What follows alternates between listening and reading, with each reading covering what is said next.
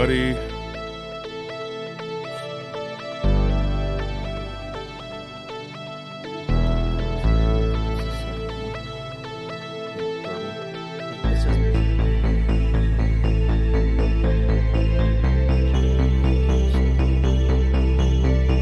Trying something new here, folks.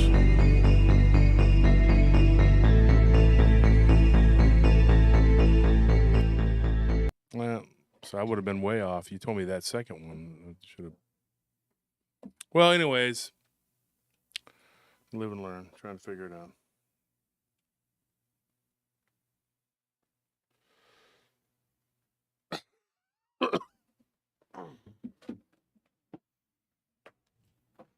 How's everybody doing tonight?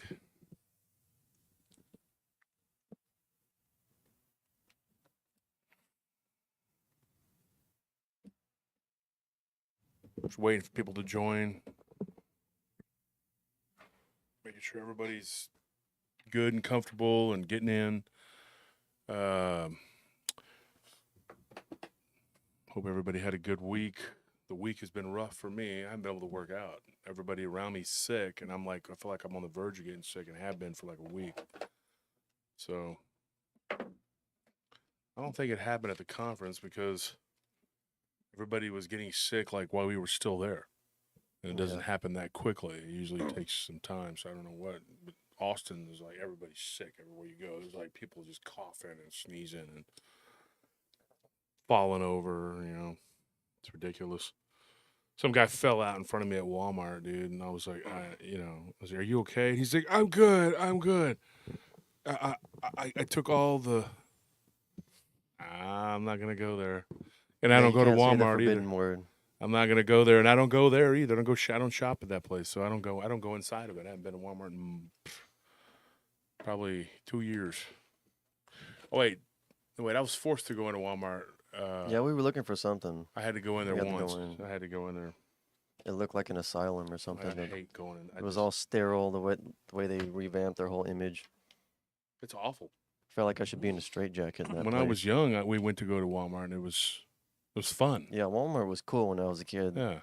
They had that radio grill, which, I mean, like the food was crappy, but it was cool to go in there. The whole place smelled like popcorn. Yeah, and get one of those ices. Yeah, the ices. Yeah, and it was an experience. It was fun. You go into Walmart, you know, and the shelves, everything was kind of pushed together a little bit more, you know.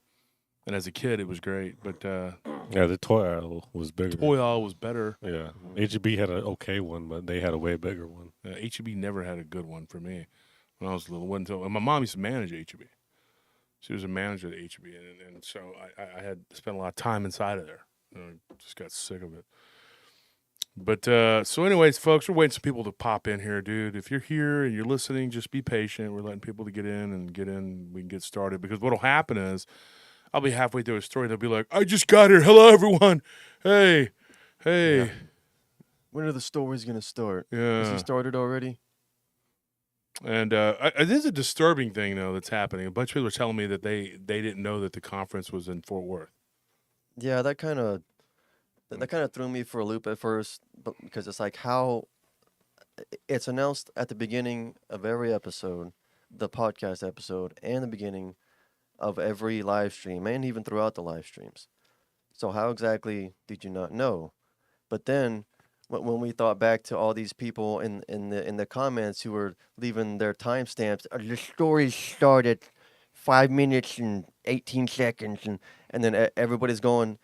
I think what's happening is that y'all are going and clicking on those timestamps and skipping all the announcements, all the news, all the updates at the beginning because you just want the story. So yeah, of course you're not gonna know what's going on. So yeah, and I don't have much sympathy for somebody who says they didn't know. It's not a big surprise, you know. Yeah.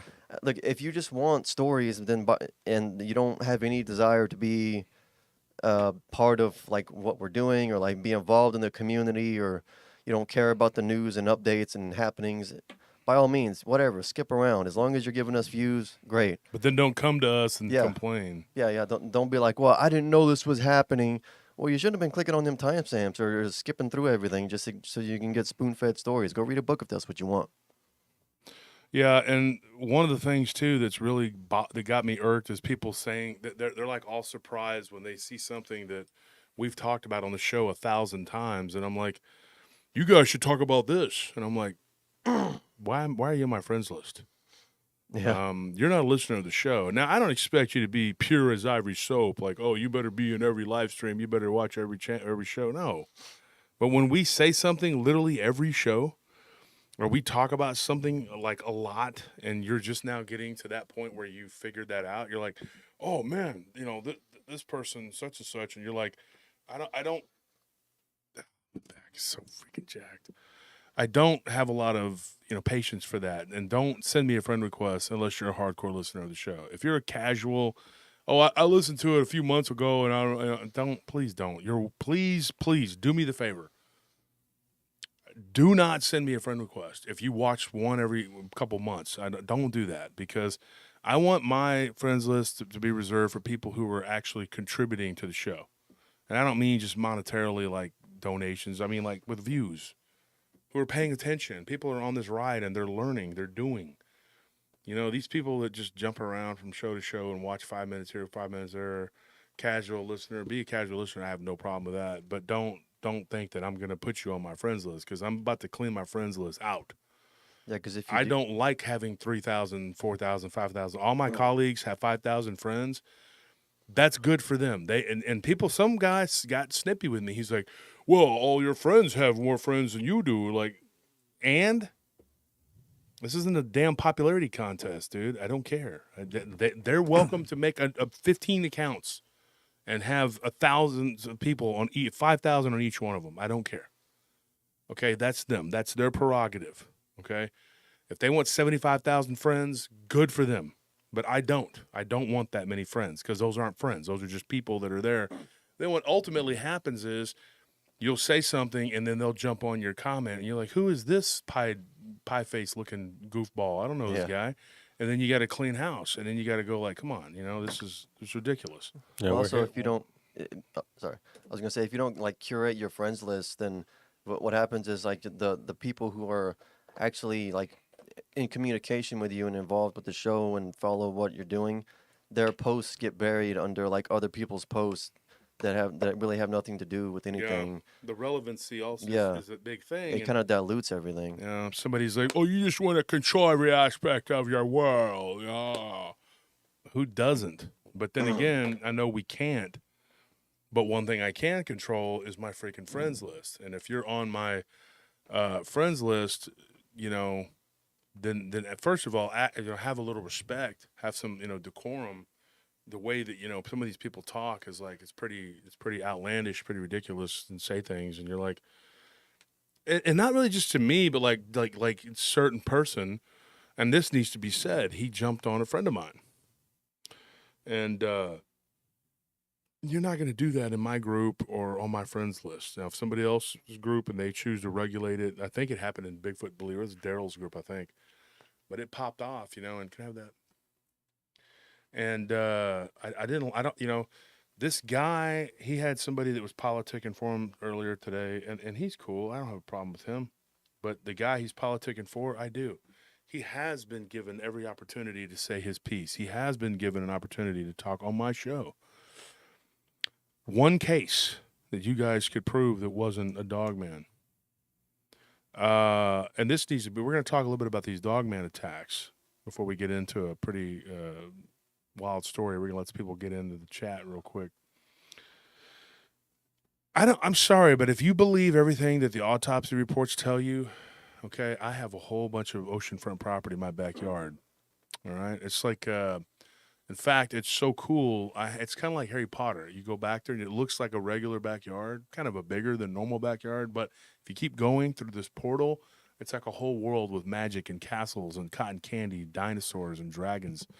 And everybody's like, "Milady," Oh, that's so cool. I've been there. I just had to run really hard into a wall and knock myself out. Yeah.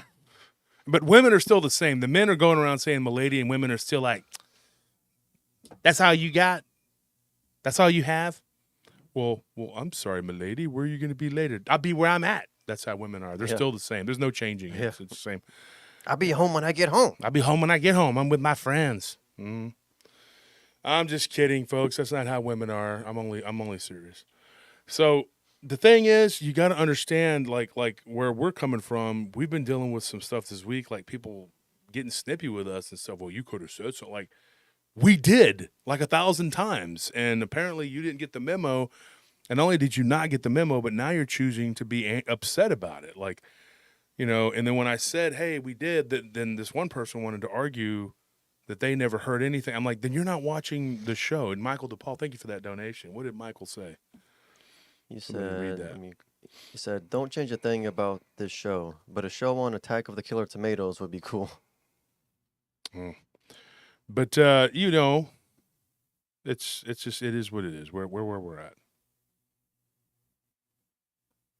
Glad to see all the usuals in here. Sugar Britches, thank you for all that you do. Thank you for all your help. Yeah, you're a PRT MVP. Really appreciate everything you do. We got to do something for Sugar Britches. I got to figure out what we can do. What is it that you need? Let us know. Hit me up in the messenger so we can do something for you. I was able to help a friend recently, which was really cool. And it makes you feel good when you can help people. You should do that. If you don't have money, then help them in another way. Yeah, you can help people with your time. Time is more valuable than money. Yeah. It really is. I mean, people don't realize that. Are we all just kind of lose sight of that? I guess. Anyway, we're not sitting up here griping, whatever. It just, you know, I'm just kind of taken aback by that.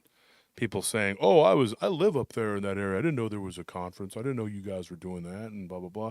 And then on my friends list, and I'm kind of annoyed by that because I'm like, I want my friends list to be people who have the same stuff going on. So I don't have, you know what I mean? Like, Well- I want to save it for my fans, you know? Quality, not quantity. Mm-hmm. It's plain and simple. So we're just going to let this chat fill up a little bit. I think people are surprised that we're close to on time today, which is 7 typically. We're trying to get here about 7:30, but it'll fill up eventually. But tonight we're going to talk about some weird stuff. And I had a long conversation with James Bartley last night. If you don't know who that is, you will eventually. Oh my gosh, Kate, thank you so much. Oh, wow. Appreciate that's really that. Thank you very much, Kate Hunter. Especially since we are living in a cardboard box after the conference. I'm just, Yeah. We're living in a van down Hey, by the no, river. it's not even a van. We're in a cardboard box down by the river. In a refrigerator. But it's a refrigerator box, though. I mean, it is. It's big. It's roomy. I got one corner. And it does say premium on it, so it's premium cardboard. If I have to admit, the pig is living better than we are. Well, it's not going to last because things always get better. It will get better. Things are just a little slow right now, Hey, work-wise. It's not the show. It's work. It's just, and the accounts we do have are a pain in the butt. So it's like it's a constant, ever-present problem. You know, like we're trying to. Thank you, DJ Tyler says you are amazing. You are too, and I enjoyed meeting your girlfriend Sam. Y'all were wonderful people. I'm glad of the people that I could meet at the conference and make friends with.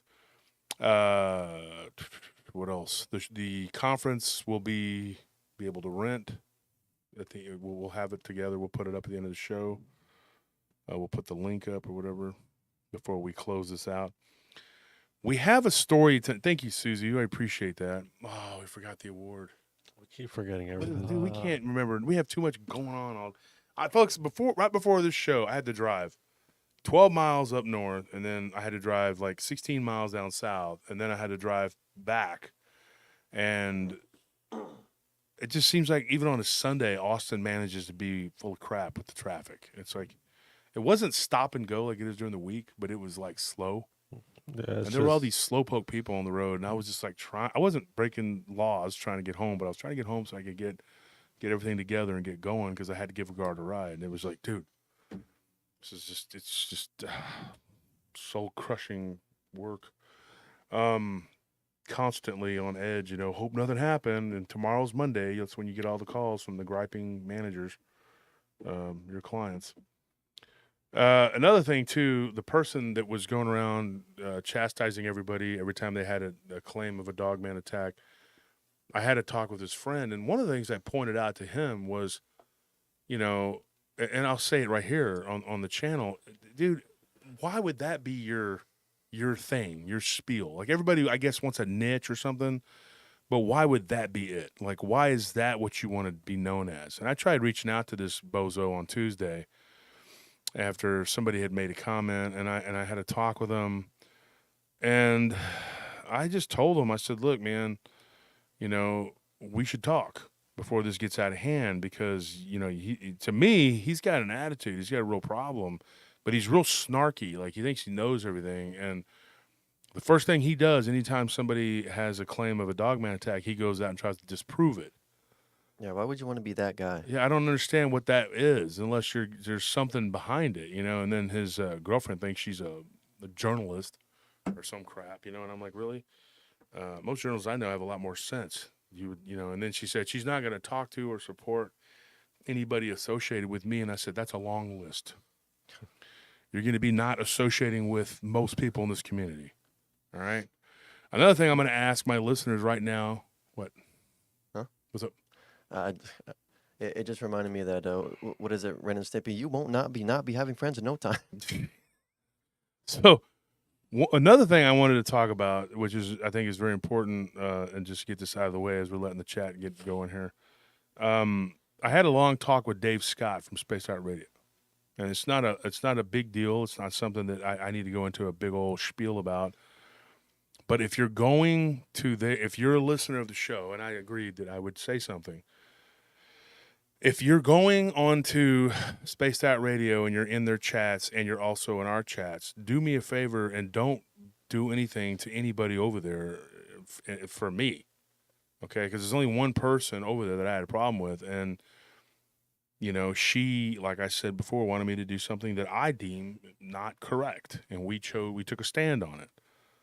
And so then, you know, this whole thing popped off. I don't want that. Don't go over there and start crap with those people because it's saying snarky things or whatever, and then they trace it back and say, oh, it's one of your people. And then, of course, it's going to be, you know, they're going to say that it's us, you know, like Josh's people, you know, something happens. It's Wolf's people. You know, it's always I'm the one that takes the heat. I can't control what these people do, and I told Dave Scott that. I never had a problem with Dave Scott. But one of his people has made a lot of trouble for us, especially going into the conference, and just wouldn't stop. And I don't think he really knows exactly how deep it went. I just didn't want to get into the whole. I told him the overview of what was going on our end, and I just strongly encourage everybody to just let things go. She does what she does, and I don't agree with her. But,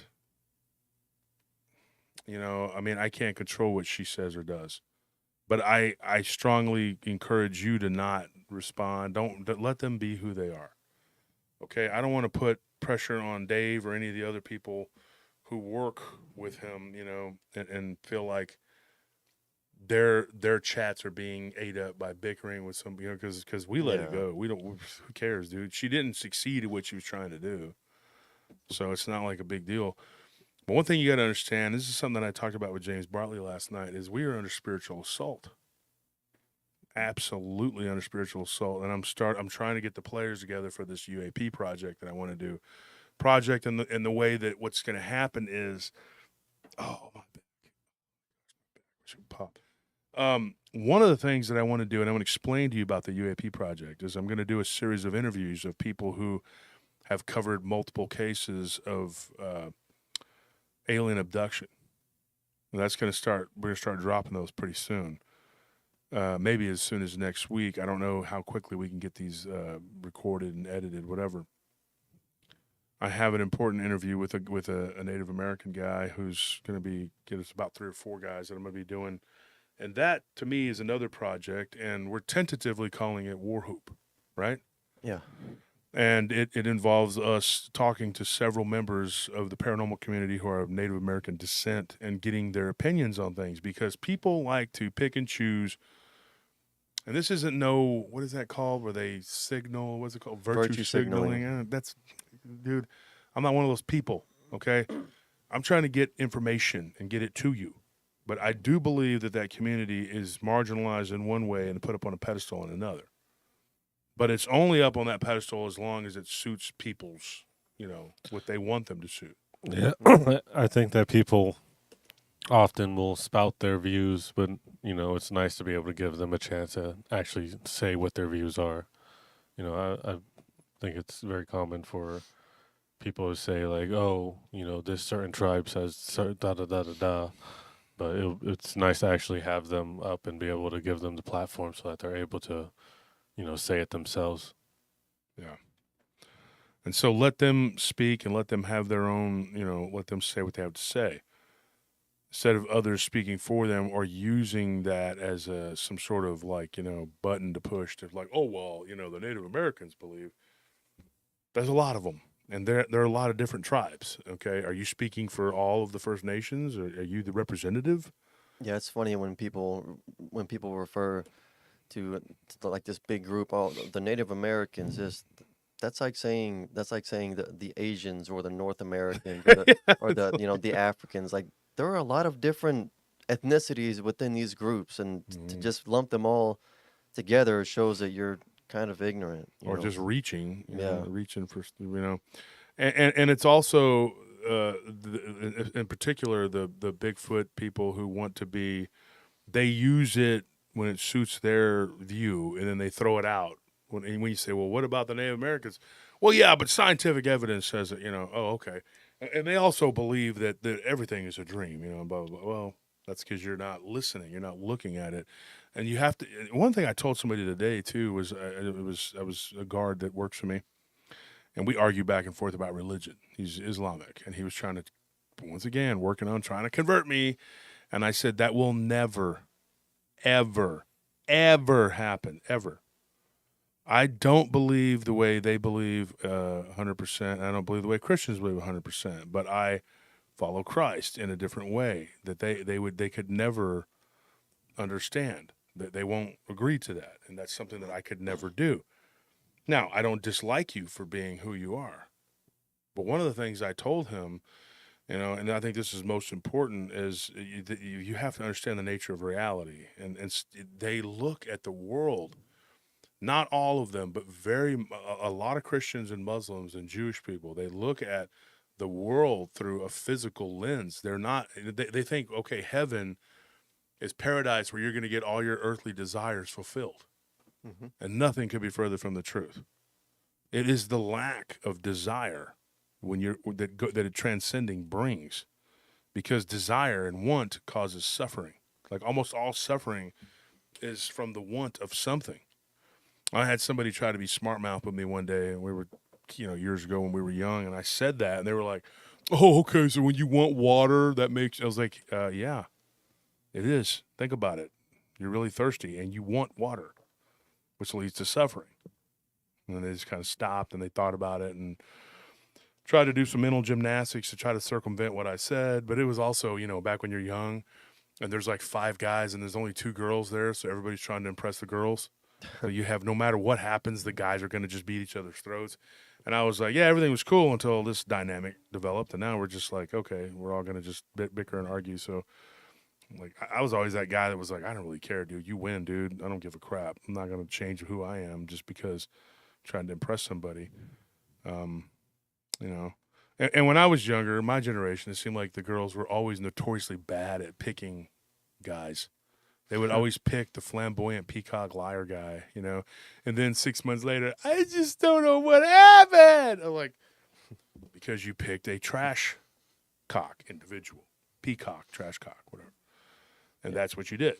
And that's where you're at, Yeah, it seems like good men have a problem with have a serious deficiency in charisma. And It does have, they do that, yeah. Yeah. I mean, me, I never had that problem with, I just, I didn't have to go out and impress and flex and all that. I just did what I did and was who I was. And I never had a problem. I never, ever in my life was on a dating site. In my whole life, I've never gone out on a date that somebody says like a blind date. I never did that. And I never went on a dating app, nothing like that. It was pretty, just simple, somebody you meet, whatever, that's how it went. I never had to have help, I mean, I just didn't have that. But a lot of guys, they do. And a lot of women choose men that are just not, because they tell you lies. And then it's like, guys lie. That's what they do, man. I mean, they lie to women. I mean, it's been going on since the beginning of time. And then the woman feels cheated because she's with the guy who just lied his butt off to get her, you know? I thought you were in the CIA. He's like, I was. I told you. They took my clearance away. That's why I'm working at Vaughn's. You need to stop this, okay? And it's like, that's what happens. You're working at the Trader Joe's because CIA, you know, kicked you out because you were too smart. Too smart. Couldn't, and it was just, the CIA's like, sorry, Joel. You're the smartest man on earth and probably the toughest, strongest, and definitely the best looking. Therefore, you can't be a part of our organization. So You're too good for us. yeah, and we've also made it to where you cannot advance in society ever. Tell Christine, your wife, I'm sorry. And he goes, you know, hey, honey, you know, it's just, I'll tell you a funny story before we get started here. Like I said, I'm waiting for people to get in the chat. They're just kind of coming and going. But I'll tell you a funny story. Me and my brother and Scorpion, we had this friend that was our neighbor. He lived down the road. He wasn't our neighbor, but he lived down the road. And one of the things he would always do, he lied to girls like all the time. His name was John. I'm not going to get into who he was. But he went on a trip with us one time to Galveston when we did the amateur MMA stuff, whatever. And I fought down there. And he came with us. He had been lying to this girl he was with for like 2 months. He had lost his job, so he was getting up every day and leaving and going and hanging around at the park, you know, until summer came. And it was starting to get hot, so he couldn't. So he had to go and so we saw him like sitting in a parking lot at I think it was a Walmart. I think it was Walmart, and so we pulled in, and we were like, "What are you doing?" And he's like, oh, I'm just hanging out. And then my brother tells me, I think he's been lying to his girlfriend. And just, you know, so it turns out that's what he was doing. Like that's how committed he was.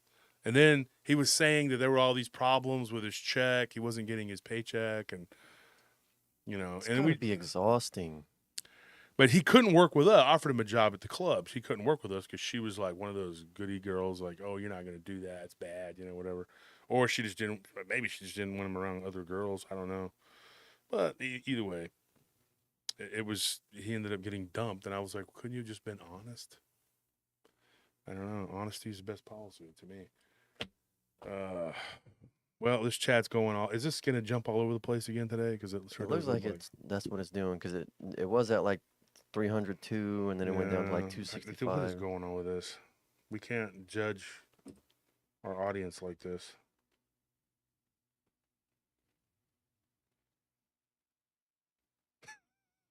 KD7. I told you that I'm living in my mother's basement until the sensitive phases of my $1 million investments clear and I can go public again. That sounds like that Ben guy who was like bidding on the book. And then when me and Barton went to him, like, hey, you know, and he's like, well, you know, I don't have the money now. You know, it's all tied up in stocks and bonds. And I'm like, this guy has no idea what a stock or a bond is. And I started talking to him about it. I had Barton on the phone too. I started talking to him about it. And I was like, what are you invested in? You know, just some stuff like commodities. He heard that somewhere, you know. Yeah. And so, you know, and the market's volatile, you know. And I'm like, this is making it up as it goes along. Shut up. You know what you're talking. Go drink or whatever it is you do. You know, I just was like, whatever, man. I said, please don't bother doing it again. We knew a guy like that. He would talk this big game about making all these $1 million deals, and then like just had nothing to show for it ever. And then like a while back after like we had stopped dealing with him, he had like hit me up on Venmo like, hey bro, can I borrow $20? Who was that? I'm up in New York trying to help my friend get his IPO set up. Oh, blah, yeah. blah, blah. Yeah. Dude, we should share an office with him here? Yeah. Oh, my gosh, yeah. He's not the only one. There's been so many. And instead of just doing an honest day's work and doing what you got to do, they just want to scam and lie their way through life. And you can to a certain degree, but at the end, you will pay for that. No free rides. That's what happens. So, hey, Justin, what's going on? Remember, next Friday, you got to show up, man. So, I don't know.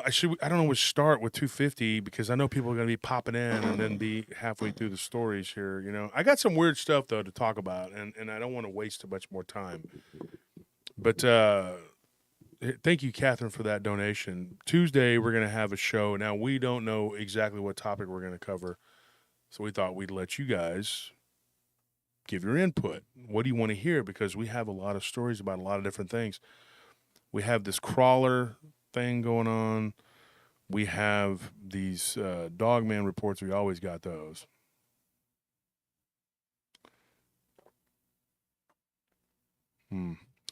Well, Cassie, I don't know what to say. I don't care really about that guy. I mean, he is what he is, and people aren't going to listen until they fall into the ocean. It doesn't matter. So all we can do is worry about what we have going on here and who we got.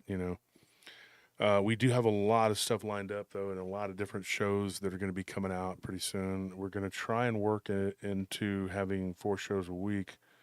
Because I want to do this full time, and I want to start pulling away from the other aspect of my life, which is depressing and annoying and confusing and frustrating, which is called a regular career job. And people ask me all the time why I don't. Now, another good thing we're going to do is we're going to Rumble, right? Yeah, Okay. we're gonna start a Rumble account. Yeah, we're going to go to Rumble.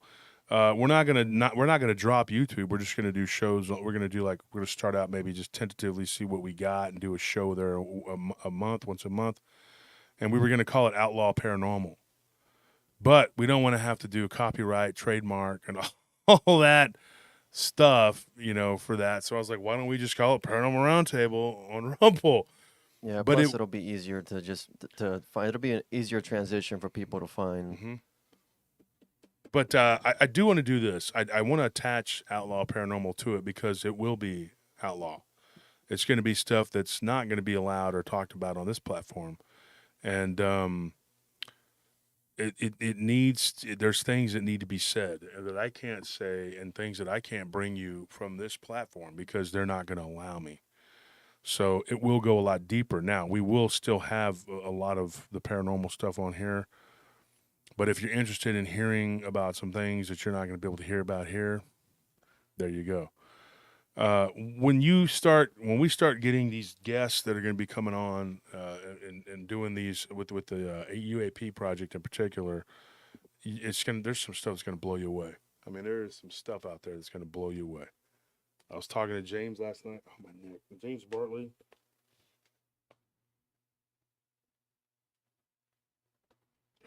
Sorry about that, folks.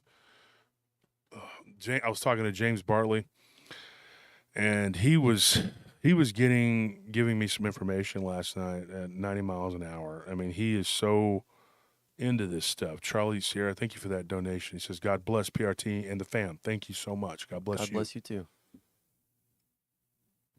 I got to go. I'll be right back, folks. Can you take over for just a second? Yeah. So I saw a couple people ask in the meantime, like what is Rumble? How do I join?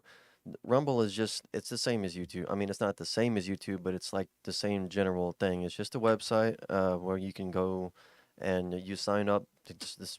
Like I think in the top right, you just go to I think it's rumble.com. There's a button in the top right that says join or sign up, whatever. Just make an account, and it's just the same general thing as YouTube. Just without all the ticky-tack, like, censorship stuff that's going to get you demonetized. And, I think what they were going for is just like a popular video site that has more of an emphasis on free speech, because since, YouTube was bought out by this other company that I don't even want to name because we have to be careful. They've cracked down on a lot of stuff that they don't like hearing, so... Yeah, a lot of guidelines all of a sudden. Yeah. So, like, with Rumble, we're gonna start out slow. I think that's the smartest thing to do because if once we get on Rumble, if we try to go full throttle, making shows there and here, it's gonna take away from our efforts here on YouTube, which most of you are here and are going to be here. So I mean, we'll probably start out like one show a month. It'll probably just be like live streams, and it'll be more open. We'll just kind of talk about whatever. I'm looking forward to it. We just got to make the account and make the time. So yeah, it's gonna be really cool. But yeah, it should be simple to find us on there. You once you make an account, you just go to rumble.com, and then like in the search bar, you just type in Paranormal Roundtable. Same thing as YouTube. Yeah, but it's going to be very much like, outlaw talk. I'm not pulling any punches over there because I'm able to. Until some large conglomeration type entity buys it out, and then you have to go somewhere else. Rumble is trying, I guess, to be what YouTube once was, right? Yeah, YouTube used to be like wild. I mean, I remember. Anything goes. Yeah. Yeah, Not now. there was a lot of organic content on YouTube back in 07, 08.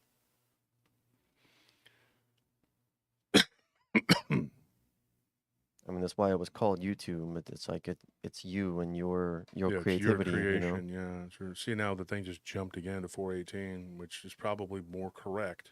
Yeah. But it'll drop back down to 100 or some crap. Who knows? Anyways, folks, now we got some people in here. But the last thing I want to say before we get started on the stories is just go Cowboys tonight and the Longhorns beating. I predicted it. I called it. I said they were going to beat Alabama. A lot of my close friends know that, and I said it to my wife. I told her, I said, they're going to win. They almost won last year, and they looked really good in practice. And so my Longhorns right here from Austin, they went to Alabama, and they defeated them by 10 points. Could have been worse.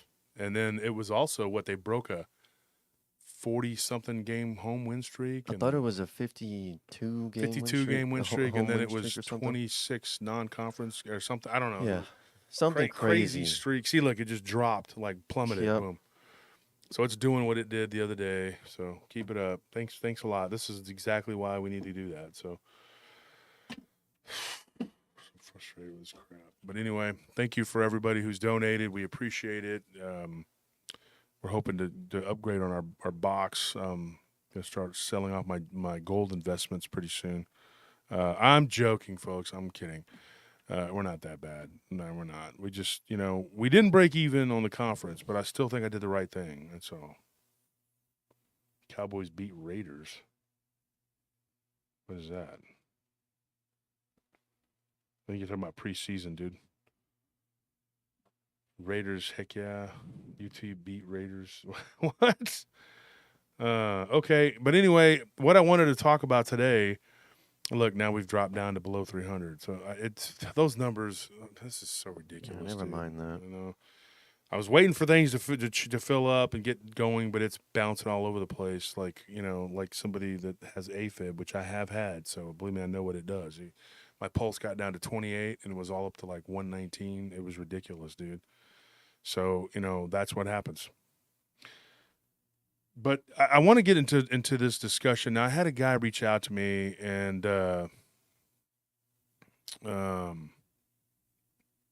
his name was Cody.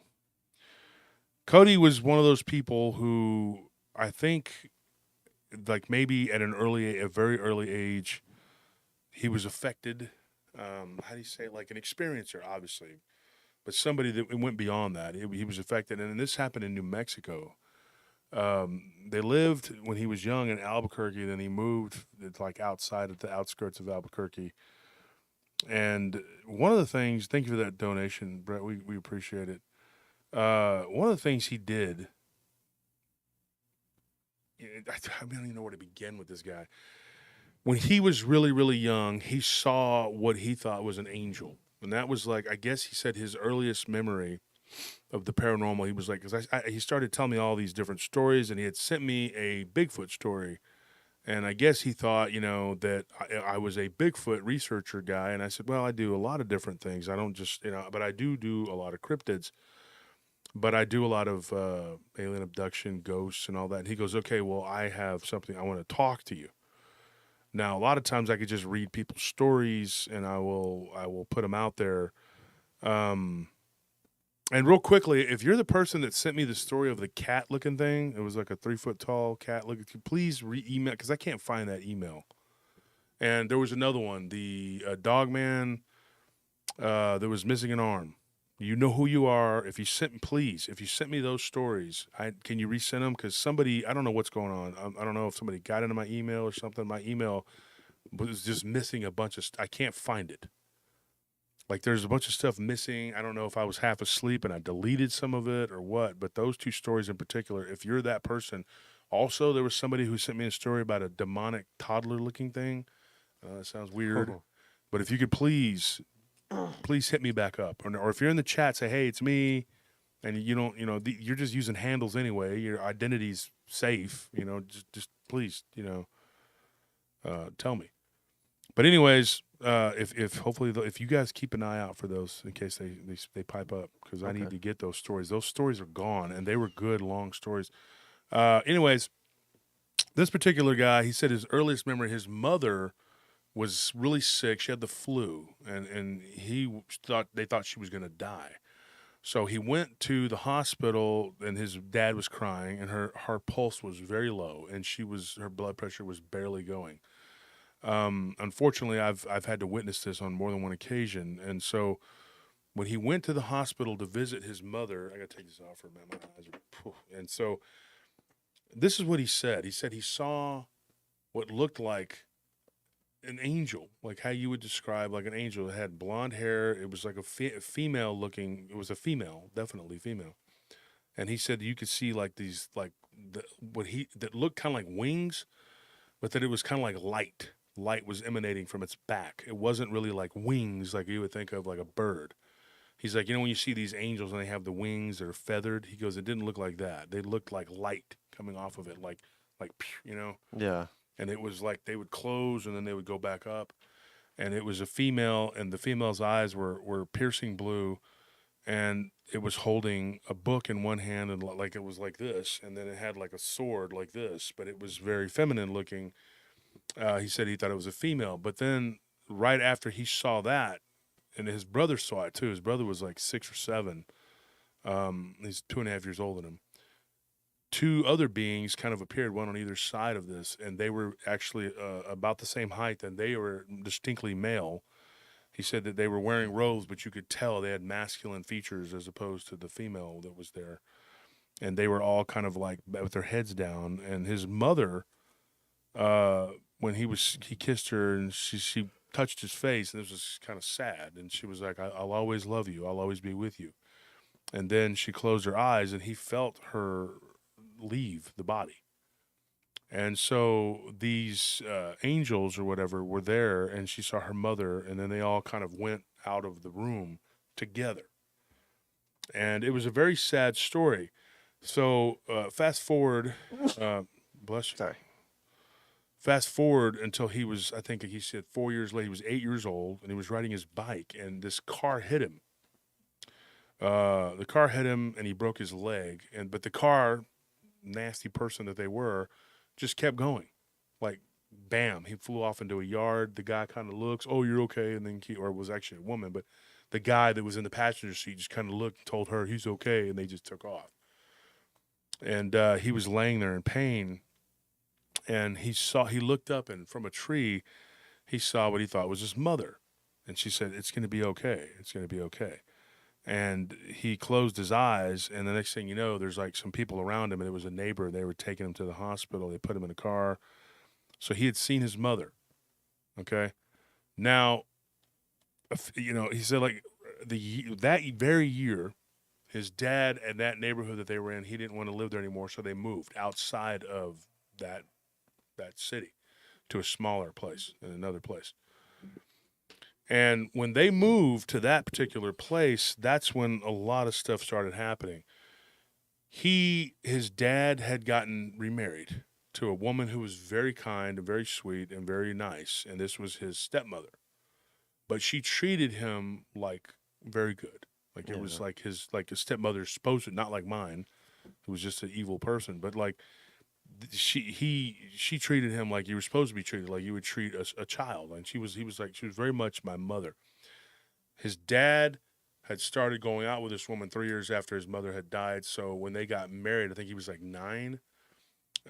But they moved into this place together, and so he said that when they moved in, which he calls his mother, which is actually his stepmother, but he said, my stepmother, and he has a particular name he calls her, and with her, which we'll call her, Kathy. That's not her real name. But I don't know how he feels about me, but whatever. But anyway, she was very good, generous, nice person. But the first crack of the bat, she knew something was wrong with the house they moved into, and she was like, "This house is not correct. There's something going on here." And he heard her talking to the dad because they were cleaning, and the people who had lived there before. Thank you for that donation. It says, "Any news on the conference video? I'd buy it for 20. Yeah, it's coming. It's gonna be. We're gonna be putting the link up. So, and that's gonna happen tonight. So, she heard something like somebody called her name while she was mopping downstairs, and when it said her name, it was like Kathy, and she heard it, and she was like, "What is that?" But she said it was a female's voice, very much feminine, but it sounded like the way he described it to me was like a woman who smokes a lot. Like she's got a very raspy voice, and then you're just like, "What is that?" Like, yeah, like that. But it's a Yeah. female, but it's somebody who's been smoking 5 packs of Newports a day for the past, or whatever, cool super longs or whatever. Somebody who's punched some holes in their lungs. Just put it that way. And so he said, "Dude, it was." She was taken aback by it, and it wasn't necessarily an angry or mean or whatever, but it was disturbing. And she was there alone, and the kids were at school. And this was like their first day of school, and they had originally moved in right before school had started, whatever. And he's a little younger than me, so it's one of those things where he knows, like he back in the day, we went back to school after Labor Day. It wasn't none of this. Well, August, time to go back to school. No, what the heck is that? Like kids don't get any summer nowadays. I hate that. But so what ended up happening? I talked to Christopher Jordan about this case, and we went over the details of it. And one of the things that Jordan is a UAP guy, big UAP guy. And he was at my conference, and he's got a show called Curious Realm, and he's big into the UFO community. But one of the things he told me, he's like, it's usually the other way around with this, and I'll explain what that means in a little bit. Just stick with me. He himself began to experience the spirits like immediately. Like, I mean, when they were moving boxes in, that was his mother, the stepmom. We'll just call her mom, right? He thinks maybe it had I think, and I kind of proposed this to him. I think that it started because he could see, and him and his brother saw those angels, and the angels kind of, I didn't tell you this part, but they reassured him that everything was going to be fine. They were there to take his mother, and that she would be okay. And he said a peace came over him, and then all of a sudden, a few weeks later, he was, in school in class, and it just hit him, that his mother was gone. Like it was like a delayed reaction, and he just began to cry and cry, and then he finally accepted it, and just was like, well, this is my life, and his mommy's gone, Kind of comes in waves. Yeah. And so he said that though he began to have dreams and other things, but they weren't anything in particular like that you could say, hey, this is a part of that. But his stepmother was experiencing these things, and his stepmother later on, which I guess you would call his mother, had dreamed of his mom dying when she was younger, like when he was younger. Like he said his stepmom had told him that she had a dream, and she told her, like his mother told his stepmom, take care of my son, especially little Cody. He needs you, And she thought, this is, and he said, I didn't want to put myself up on a pedestal above my siblings. But when my stepmom told me that, it was like she was being told that he was important, he was special, and that he needed to be protected. Well, his dad was one of those people that's skeptical, to say the least. And he was not about to be ran out of his house. He never believed the story he told. He would tell his dad about the angels, and his dad would just be like, well, that's nice that you believe that. Like he was not one of those people. And whenever he would be confronted with anything of the paranormal, supernatural in that house, he would just dismiss it. So they lived in that house for 7 years, okay? From the time he was like 8 going on 9, I guess. So he was 15 or 16 when this first really kicked off. And he said that it may have happened even before that, but because he had some missing time, but he didn't remember any of it. Mhm. But his first abduction scenario began when he was like 15. And I thought that was interesting. You know, as well as I do, a lot of times the abduction scenario, okay, take Jesus' case, Payan. Take Jesus Payan.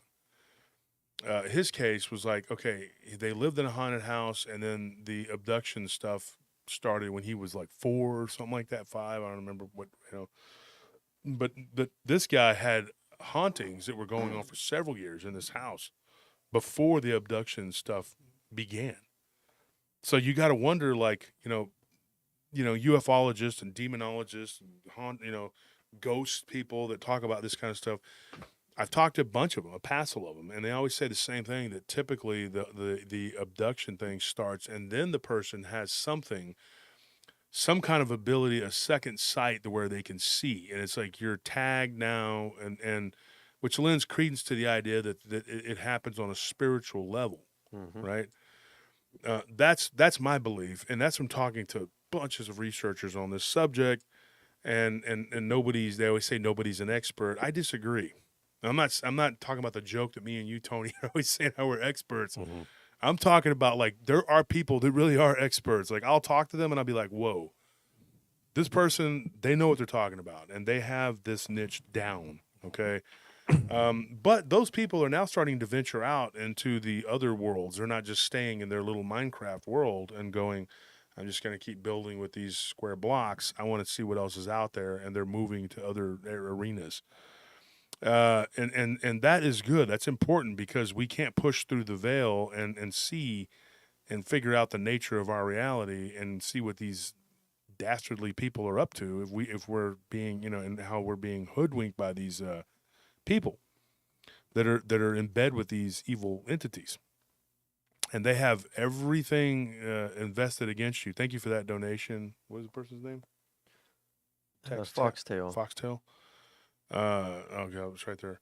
So they have a lot invested in keeping us as these battery type slaves, and that's something that I truly believe. I think that it's all tied in. Me and James had this long conversation. He was on the show once, and people liked him. He talked about the reptilians and their agenda. We talked about all kinds of stuff, but it was on the live stream, and we're going to do probably a 2 or 3 hour record, and then we're going to get to Daniel Jones, hopefully Chris James.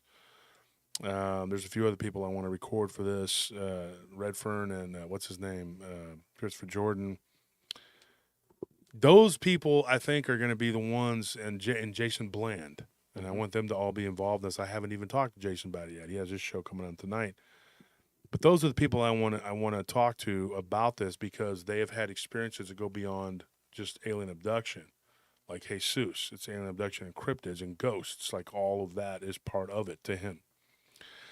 What I'm thinking is like having a panel like that we do, like on a Zoom call. If you guys think that would be interesting, and we all talk about it, and maybe do a couple different shows and mix and match the people, put 2 or 3 of them together and see what we come up with, because there's a lot of information between those individuals. And I think that we're going to get I do believe we're going to get a lot of answers from these people. When you're looking for cryptids, sometimes you have to go through the ghosts and the UFOs, because that's where they're at. I know it sounds crazy, but it is the nature of our reality. Rob Yox, he's another one, But what I'm thinking about. Oh, and then I am going to do another show with Paul Sinclair is going to be coming on, not for the UAP thing, but he's interested in that too. But he's coming on next week, and then I just go ahead and announce it. He's going to be on Friday. Paul Sinclair. He did the Wolflands documentary on Amazon. I'm going to promote it for him right now. If you haven't seen it, go check it out. Okay, low budget but good. It's good. Okay. And then you have Paul Wallace, who does The Fifth Kind. If you haven't heard of him, go to his channel. He's got some amazing work, Paul Wallace, and I want him on this project too. So it's going to be an all-encompassing thing. And it really is the byproduct of what me and Bart Nunley were doing. It was the Bigfoot thing that we were doing. And then it kind of turned into, the UAP, because we had so many people who had been abducted when we were talking about Bigfoot. But back to Cody. So what Cody had told me was that he first got abducted. He can't remember exactly. Like I said, he didn't remember. He may have had it happen once when he was riding his bike. Might have been the first time. And he said he was like 13, or I mean 13. It may have been the first time. And the next thing you know, it's like 4 in the afternoon. Next thing you know, it's dark. And he was going to this girl's house to do homework, and he's 13. He's like getting into girls and stuff. And he's like, I'm going to go to this girl's house that I met in middle school, and I'm over there. And next thing you know, it's like 11 o'clock. I never showed up at her house. And then my dad is like driving up behind me, and I'm sitting on the curb. And I don't know what happened. He said, but I have no memory of what happened. None. And I thought it was just tied into that freaky, weird stuff that would go on at my house. Now, here's the kind of freaky, weird stuff that was going on at his house. He saw three different, sorry, folks, I broke this bone here years ago, and I can't lift this finger out, right? So 3 different full-blown apparitions, full-bodied. One was a female that would walk up and down the stairs, and when she would turn and look at him, and sometimes she would wear a black dress, sometimes it was pink. And it was a big old house. It was a very old house, and it was out in the middle of nowhere. And he said, dude, this woman was so scary looking. Sometimes her eyes would be completely black, sometimes they'd be completely white. But she didn't really do anything to him, but she was just there, like always around. And then sometimes he'd be at the dinner table, and he would see her like moving and messing around with the china cabinet, and he would just be like, and his brother would see it too. His sister, he had another brother, and his sister, he had one sister and 2 brothers. The other 2 kids had nothing. They couldn't see anything. They were just like the younger brother, completely oblivious, and the sister, older sister, completely oblivious, never saw anything. Now that's weird how that happens. Mm-hmm. Like nothing ever happened to them, or according to them. Now, I take that back. Now, what he said was his sister admitted that she had a couple of weird little things happen, like stuff moved around, things like that. Nothing like serious.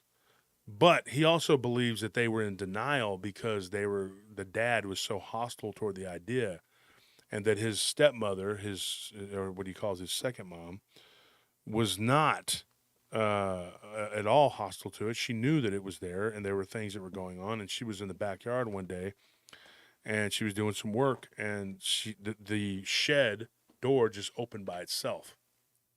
It was a sliding door. It wasn't one of those that just open. It was like, and so the wind couldn't just. No, it was a metal, and she was like, "What the heck?" And they eventually took it out and his dad built a new one. And so he said that the mom, his second mom, basically was like, I don't know what's going on here, but this house has something wrong with it.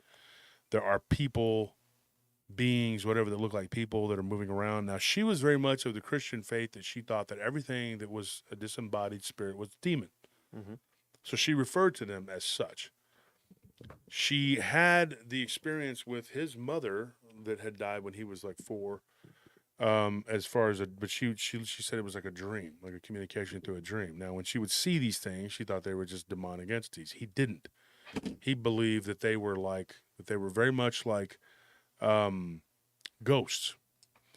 And the second entity he would see was a lot more, a lot less benign than the female. The second entity, he told me, was a man who had a long beard.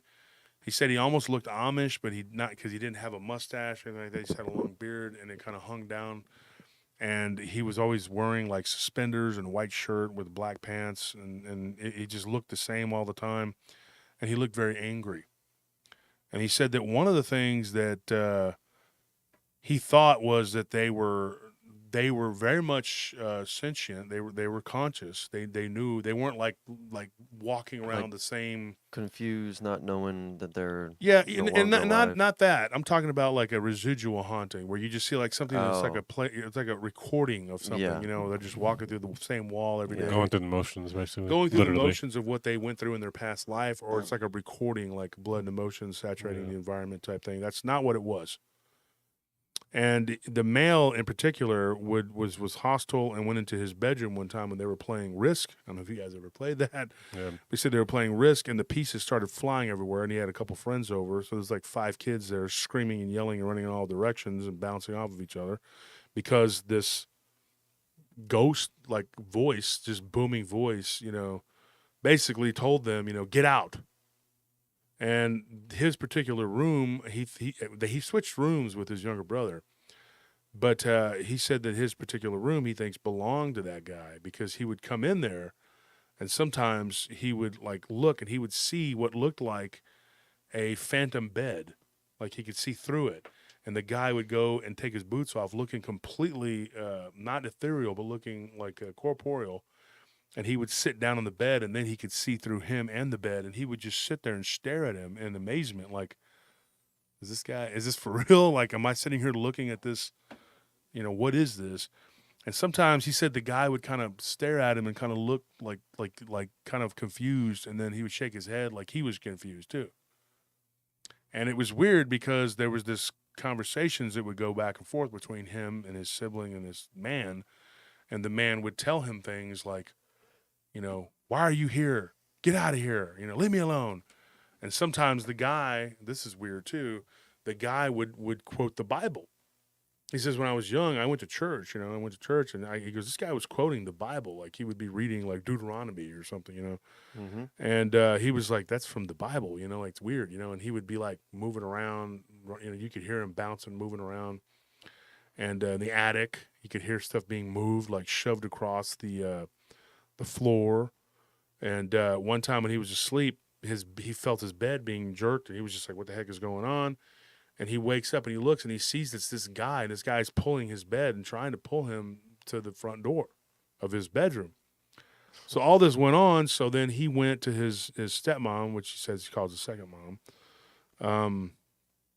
And so he said, dude, I can't deal with this. There's this guy keeps coming to my room. And she's like, at that point, that was when she confessed to him.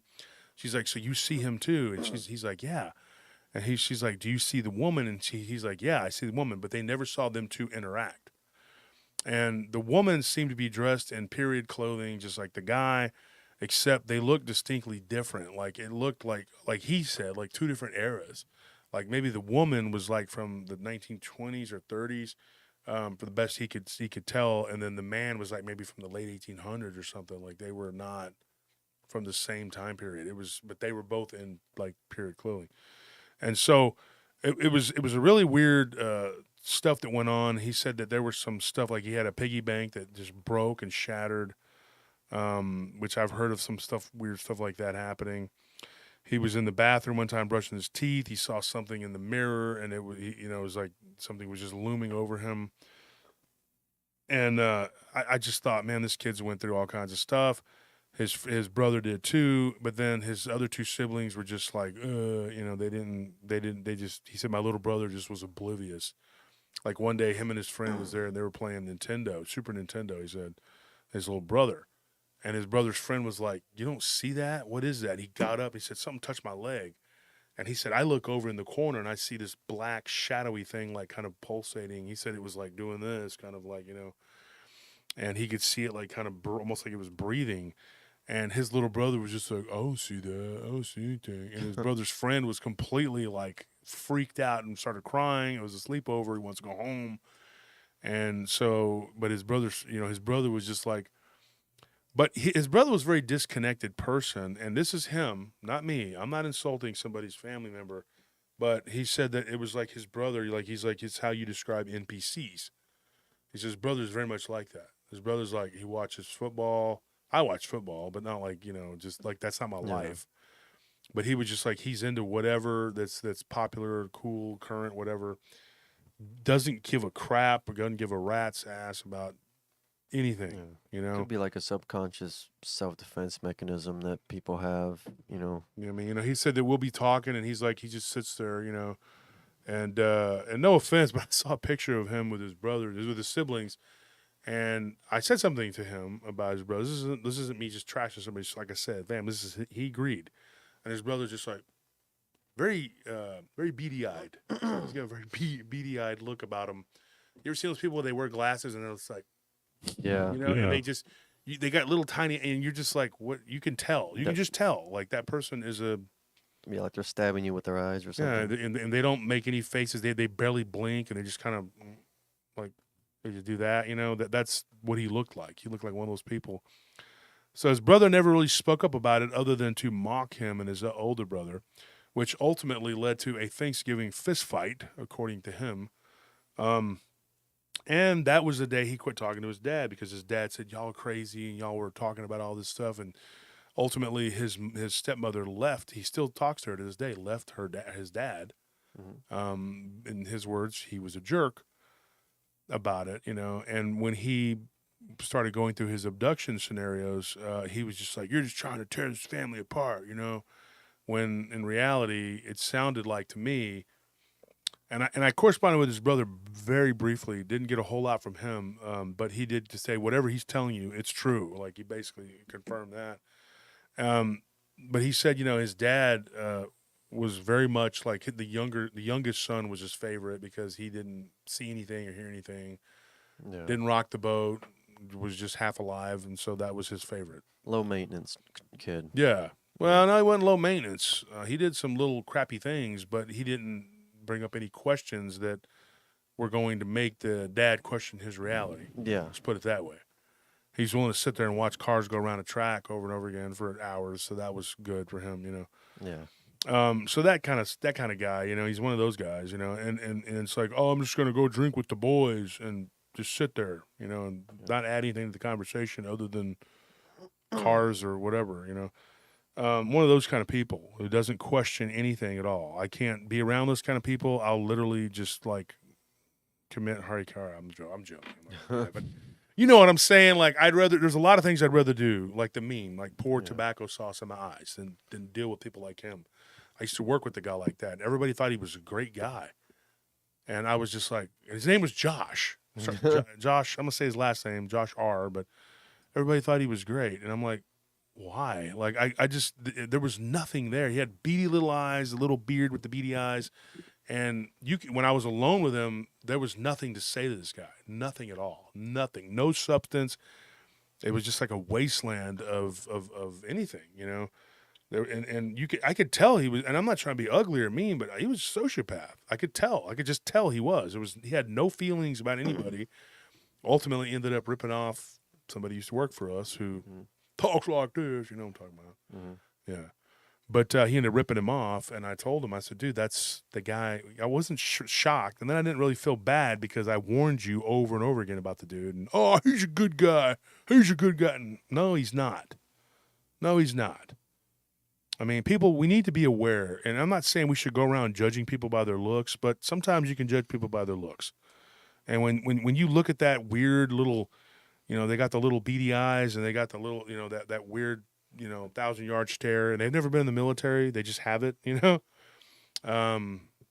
He's just one of those people, man, you know. I mean, and so some of the things he told me, it was like at one point his younger brother came into his room. This was the first possession. He calls it a sort of possession / initiation, I guess. Like, it was so weird. His younger brother comes into his room and starts speaking with this is really creepy, the way he described it was a demonic, robotic voice. Wow. And he tells him, he's like, Cody, you need to come with me. And he puts his hand out, you know, and of course it would be the brother that's got no soul. And he puts it, well, I mean, some of the stuff he told me about the guy just makes you skin crawl, and it has nothing to do with this, but it's just the way he was. Put his hand out, and he's like, you need to come with me. And he's like, why? Where am I going? And he's like, don't argue. And then he saw like this weird, this is creepy, what looked like a being kind of peeking out from around behind his brother. And he was like, what is that? And he was like, you know, the quintessential gray alien, right? That's not it. This thing, he said, looked kind of froggy. The way he described it was weird, almost like a froggish but reptilian looking creature. Mm-hmm. And then by the door, he saw these two gray, tall entity looking creatures. And that was his first abduction scenario. And then he sat up and he began to yell. And this robotic voice coming from his brother told him to stop yelling, that it was futile, which is a word he barely knew what that even meant. They were using like big words he didn't understand. He was a kid, 13, you don't know what you're talking about. And he's like, this is futile, you need to stop, whatever. And him not being close to his younger brother, and really his younger brother not being close to pretty much anyone in the house, he was like, thought this makes sense, But Yeah. also because he would be the easiest one to do that too. But also in the way that, he thought it was odd that they chose somebody that he's not going to listen to. Mm-hmm. So it wasn't a mimic of his, that was his brother. Now, if you're going to make somebody that you're going to listen to, like your mom or dad, right? They're going to come in there and it's going to be a mimicry of your parents, not this kid that you don't get along with, your younger brother who you despise. So he ends up like, resistance is futile. Yeah, it wasn't resistance. He just said, don't try to stop. You need to come. It's futile to ignore these commands or whatever it was. And so he got up and he went. He followed him. And these beings just kind of like touched his back simultaneously, the two gray beings. And the next thing you know, he wakes up and he's back in his bed. Had no recollection of what went on, only the night before. He asked his brother, and his brother's just like eating his cereal, just looking at him with the dumb NPC look on his face. Mm-hmm. And the more he talked about the guy, the more I just was like, don't, get me started. We all know people like this guy. And so he just kind of stared at him, and he was just like, never mind, I'm not going to bother. And then his older brother said that he got up at 2 in the morning or 2:30 in the morning. That's when he had his abduction, right? His brother goes, I got up to use the bathroom. I saw a light coming from under your door. He goes, I went to open the door, and then the next thing you know, I wake up and it's morning. So they don't know whether or not he was abducted at the same time, or maybe he was just put to sleep. Like you get these cases where during an abduction scenario, these people are like literally put to sleep.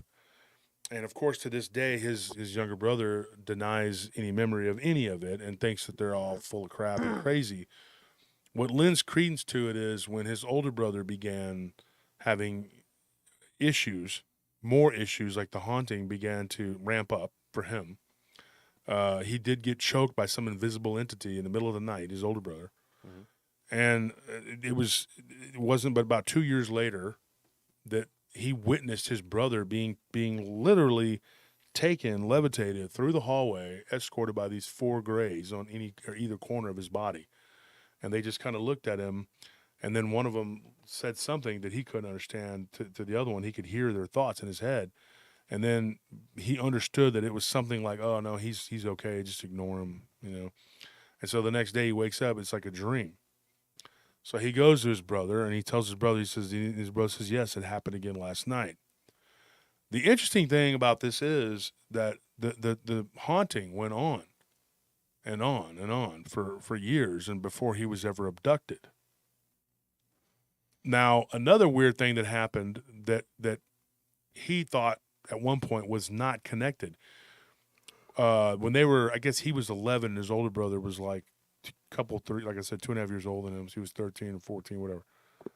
They went out into like a neighbor's pasture, and they were riding their bikes or whatever, and there was like a trail, right, to a friend's house. Mm-hmm. And they saw in the evening, because they would go back and forth even at night, because there was like a trail and they were friends or whatever.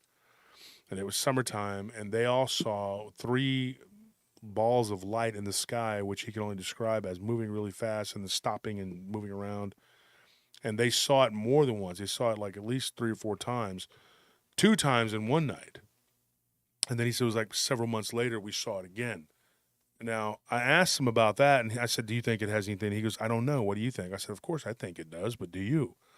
And he said, I don't know. I mean, why would they not start abducting me until, years later? Because if they did, the first missing time of anything he was 13. But it didn't really start like to where he could remember it and where he was having like, the actual being carried out the door, type stuff or whatever till he was 15. But like I told him, that could just be something you're just remembering that. You're not, that's because you don't remember it. I don't pretend to have all the answers, but I do understand how this works because I've heard it so many times. Now, I'm not an abductee. I am a witness to what may or may not be called a cryptid, which I don't think they're cryptids. I think it's an inhumanoid, like Barton Lilly says in his book. Now, where is Barton at? Somebody let him know we're on the chat here tonight. He's not even in. He's usually in. And where's Scorpion and D? We need the moderators. Oh, no, we got moderators. We got Sugar Britches and Elastic. But Yeah. you still tell Scorpion D they could check in just in case. But so we're sitting here talking, and he's telling me all this stuff. Now, one of the things he told me was the first time he'd ever come in contact with what was a reptilian. It wasn't that creature that he saw behind his younger brother. He said that creature was distinctly different. It was like a short, little, dwarfy-looking thing, and he had never seen it before or since. But one day when he was, in his room talking on the phone with, at that time he had a girlfriend, and they were making plans for the weekend. He goes, I distinctly remember it was like a Thursday night, and the next night was Friday. And he goes, it was a football game or whatever. And he goes, and I wanted to go to the game with her. And he's like, I had hurt my legs, so I couldn't play that particular year. And he said that he wanted to go to the football game or whatever. Then afterwards, then Saturday they were going to go to the movies. So they were talking about it. And something came through the phone, and it sounded like a and he said it sounded like a bunch of G's and Z's, Yeah. like it was weird, and it was like like that, and he couldn't make out what it was. And she was like, he kept asking his girlfriend, he's like, did you hear that? And she kept saying, no, I don't hear that. And then when they hung up, she called them back and was like, oh my gosh. She's like, I went to go call that's her friend, this other girl, Stephanie. He's like, I went to go call my friend Stephanie, and sure enough, I pick up the phone and I hear it. And it was like on the phone. It was a landline. So they both at the same time picked up the phone, and when they were talking, or when they could literally like hear each other, but they could hear this, whatever it was, and whenever they would talk louder, it would get louder, like talking over them. So it would freak them both out. And so then when they were hanging out one night, and they were actually watching a movie at her house a couple weeks later after that particular incident, the phone rings. Her parents are out of town in the next city over, whatever. And then she goes and answers the phone. They hear the voice again. But this time, like, he looks down the hall and he sees what looks like green light coming up out of the ground. And this is actually one of the things that sparked him into talking to me because of that. I talk about the green light, a green mist. That, he says, looked like they didn't come up out of the ground, but it was like they like appeared, kind of like almost like a hologram, and then it becomes like flesh, like from the bottom up really quickly, like whoop, whoop, whoop, whoop. Okay. And there were like two or three of them. I'm sorry, 3 or 4 of them. He couldn't tell if there was a fourth one in the back, but he saw 3. And he said they began walking down the hall of this girl's house, and it's in the middle of town. And he told her, he says, look, you need to get out of here. Now, she saw them coming down the hallway, and she turned to try to open the sliding glass door to leave. At that moment, he lost all of his memory. He doesn't know what happened at that point. When they woke up, she was in her little brother's bed, which is like it's kind of funny. I'm not laughing about the abduction. It's terrible. But like, she was in a car bed, a kid, they didn't even, and then he had his shirt on backwards, so they were abducted. I mean, to me, that's abduction, right? I mean, and he was like, dude, we were and I was in her bedroom, like hanging off the bed, like my feet off like I'm about to fall onto the floor. And he's like, we wake up around the same time, and we were like, what was that? And she's like, yeah, she remembers seeing these entities, doesn't remember anything beyond that, the phone call that started it, and then that. Now, a lot of this stuff will happen, and it doesn't make any sense, but here is a very interesting kernel to this whole thing. And I think that this is most important, and this is something that needs to be discussed. After this incident with these entities, she began to have spiritual encounters with some sort of entity, which she at first did not. She kind of vacillated back and forth, like she thought it was something that was a part of it at first, and then she was like, no, this can't be. This is so different. This thing is like a black shadow that moves around the house. it can't be a part of this thing that happened because it doesn't look anything like those entities that I saw. So she goes down this whole, as we say, the rabbit hole, starts researching and finds other information about it. She went and she read Bud Hopkins' book Intruders. I don't know. I've read that book. I don't know if anybody else has read it. But it seems like to me, like it was like what we usually hear, which is like people will see a UFO or they'll have an encounter with entities and then they'll start having a haunting, right? Or to me, and like what I was talking about with James Bartley last night on the phone, it's like it opens up something in you to where you can see it. Yeah, like you can see what's already been there. Yeah. It's just, I don't know. Yeah. So it opens you up to the other side. And that, I think that is most important. I think that's what happened to her. But with him, it was like years of a haunting and then the abduction. Now, did the lights he saw in the sky, and it's so weird because there's so many layers. So if we go through this and we peel back the layers and try to figure out what's going on here, the first thing you're going to ask is, he saw the UFOs and they thought that's pretty cool. This is weird, right? But then the first that he could even remotely think maybe it might have been an abduction was when he had the missing time when he was 13, which would have been like 2 years later. Mm-hmm. So if those were the same beings, why would they wait 2 years to come after you, right? Mm-hmm. And then the other weird thing about it, I mean, not that this is all weird. I say that, and people are like, it's already weird. I know, Right. I get it. But the other thing you got to ask the question for is, 7 years in a haunted house, did that make something happen? And was his ability to see the haunting going on in that house, was it predicated on him seeing the angels as a child, or did he have the vision or the eye before he saw the angels? Is that why he saw the angels? I mean, like what the dynamics here are very important.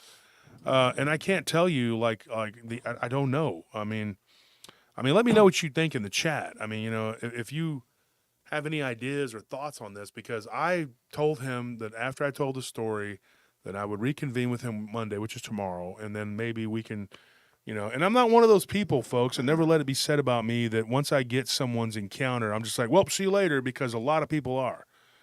And they'll cherry pick and they'll whittle down your encounter to their little niche that belongs in their little fiefdom, they think. And then never speak to you again. And never speak to you again. And they'll get you Bigfoot encounter. Now, like I said, this all started from a Bigfoot encounter. Yeah.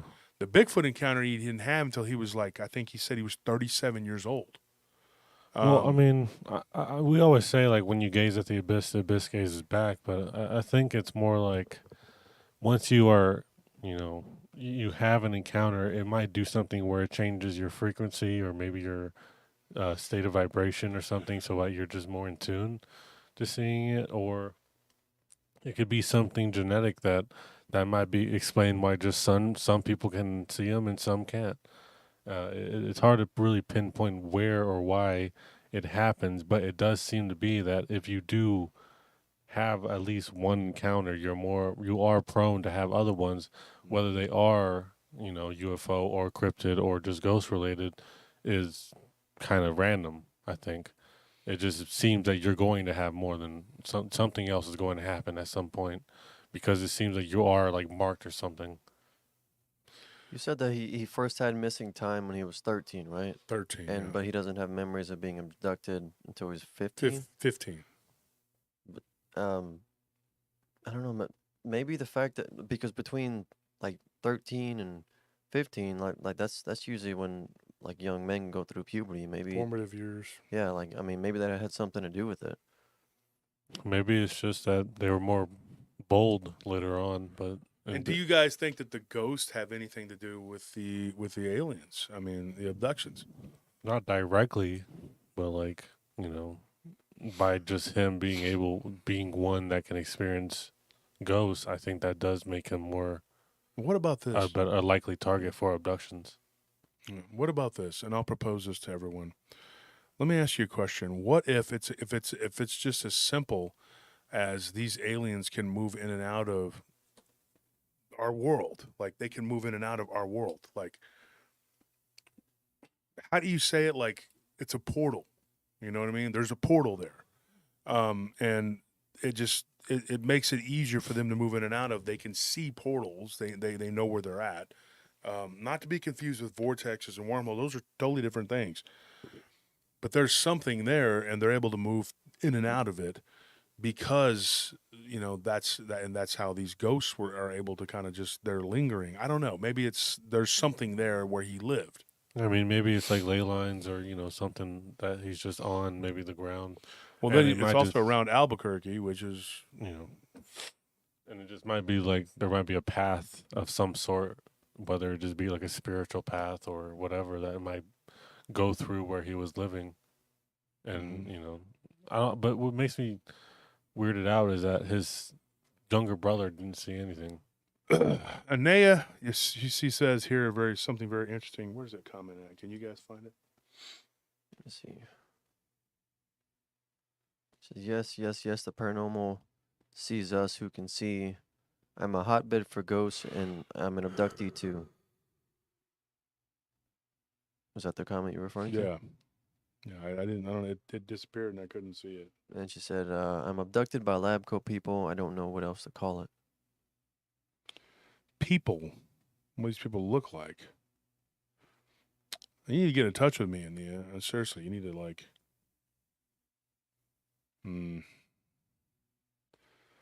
Anyways, you know, it's one of those things where you don't know which came first. You know, it's like the chicken or the egg type thing. It sounds like a simplistic, you know, whatever, but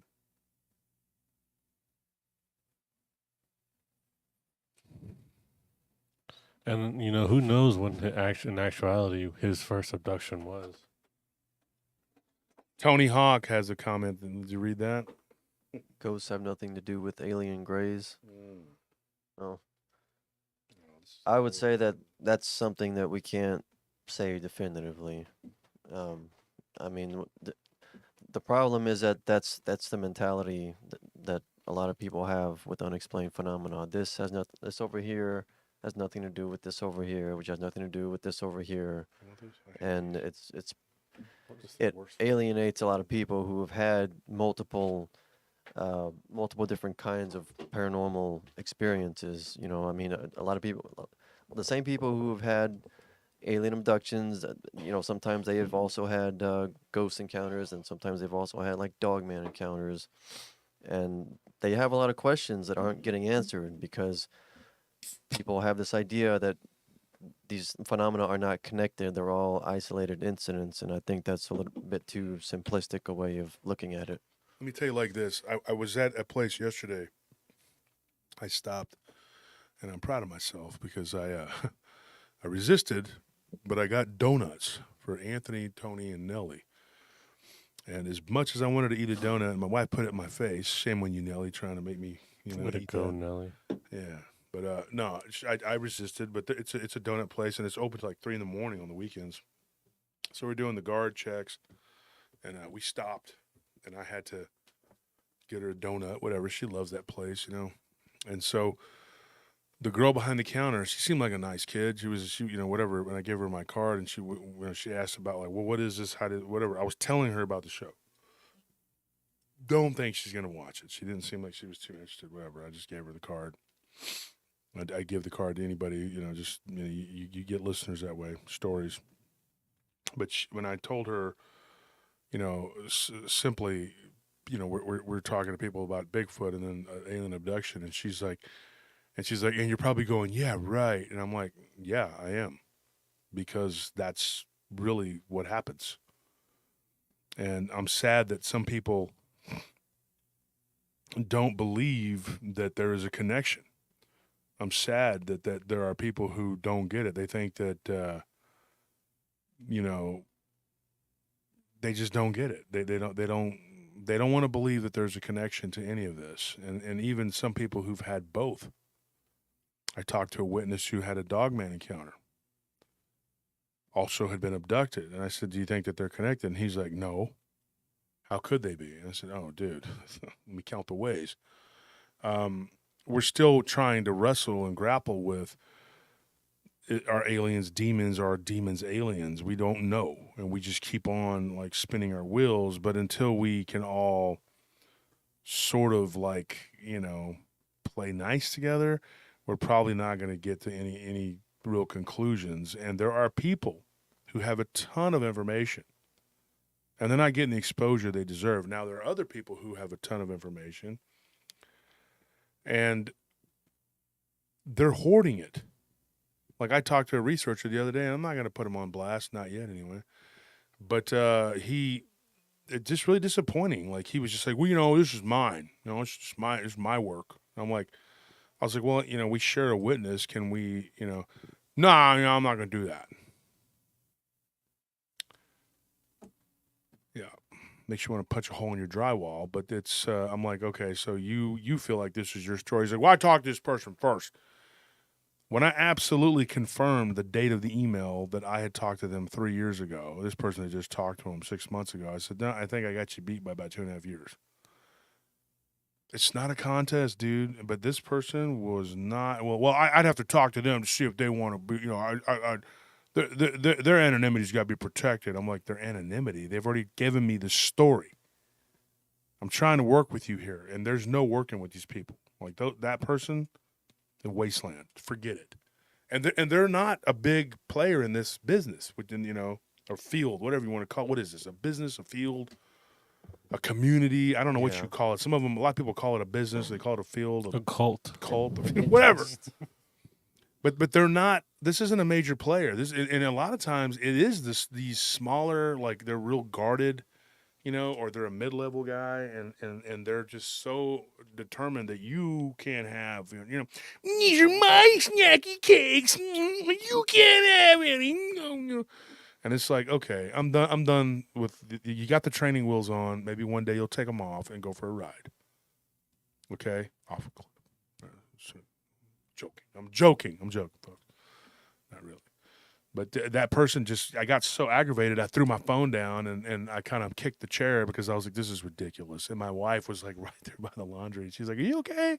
And I'm like, I'm fine. I'm fine. I was just talking to a beautiful person who needs Jesus. That's all. And their head examined. Which is objectively correct, but they test your patience. But somebody just said, okay, so Tony... Yeah, he made a good comment that I agree with. He said there's a reptilian aspect of demonism. The reptilian, that is 100% true. You're right about that, Tony.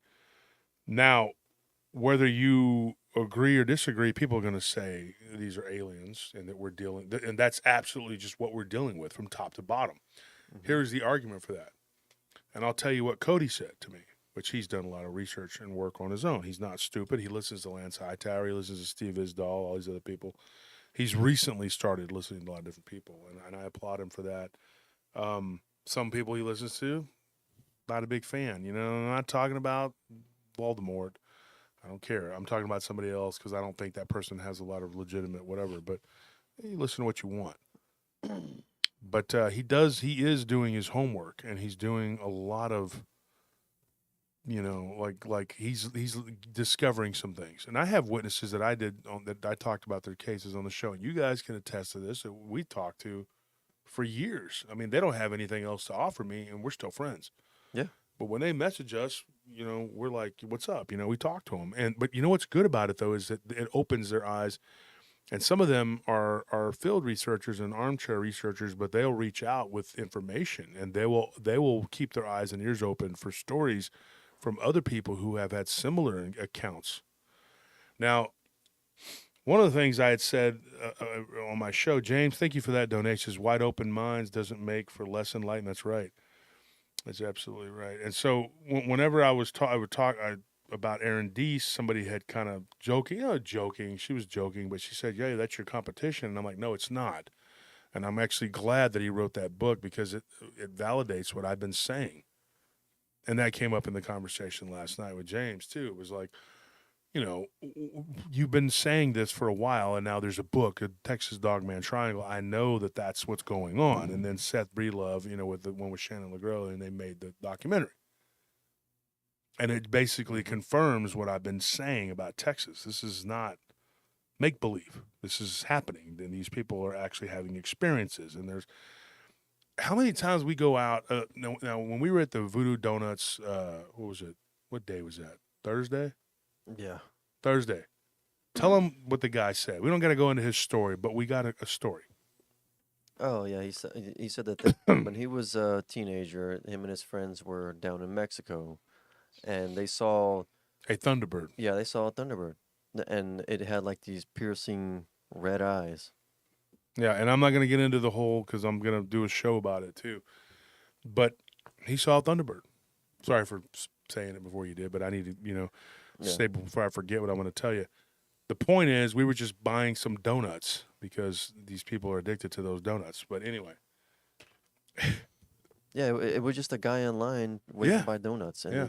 he had a story. Yeah, and the lady there had gotten my card, and we talked a little bit and whatever. And I said, hey, I'm back from the conference, whatever. And she's nice. And the guy there was next to us. He's like, I had an encounter with something weird. And then we talked about it. I gave him my card. I don't know if he's watching the show or not. But he saw a Thunderbird with his brother. I mean, it was a giant bird. I mean, it was weird looking, like a harpy, really ugly, creepy, like the way he showed me a picture of what he thought it looked like was very creepy. You get these stories standing in line at the grocery store if you're willing to talk to people. And I can't tell you, there's so many people. Like the guy at the bank. Remember the guy at the bank? Like he told me that he saw a dog. Well, he didn't say Dogman, but he saw a wolf man standing in a field, and he was driving home in Leander, which is the next town over from where we're at.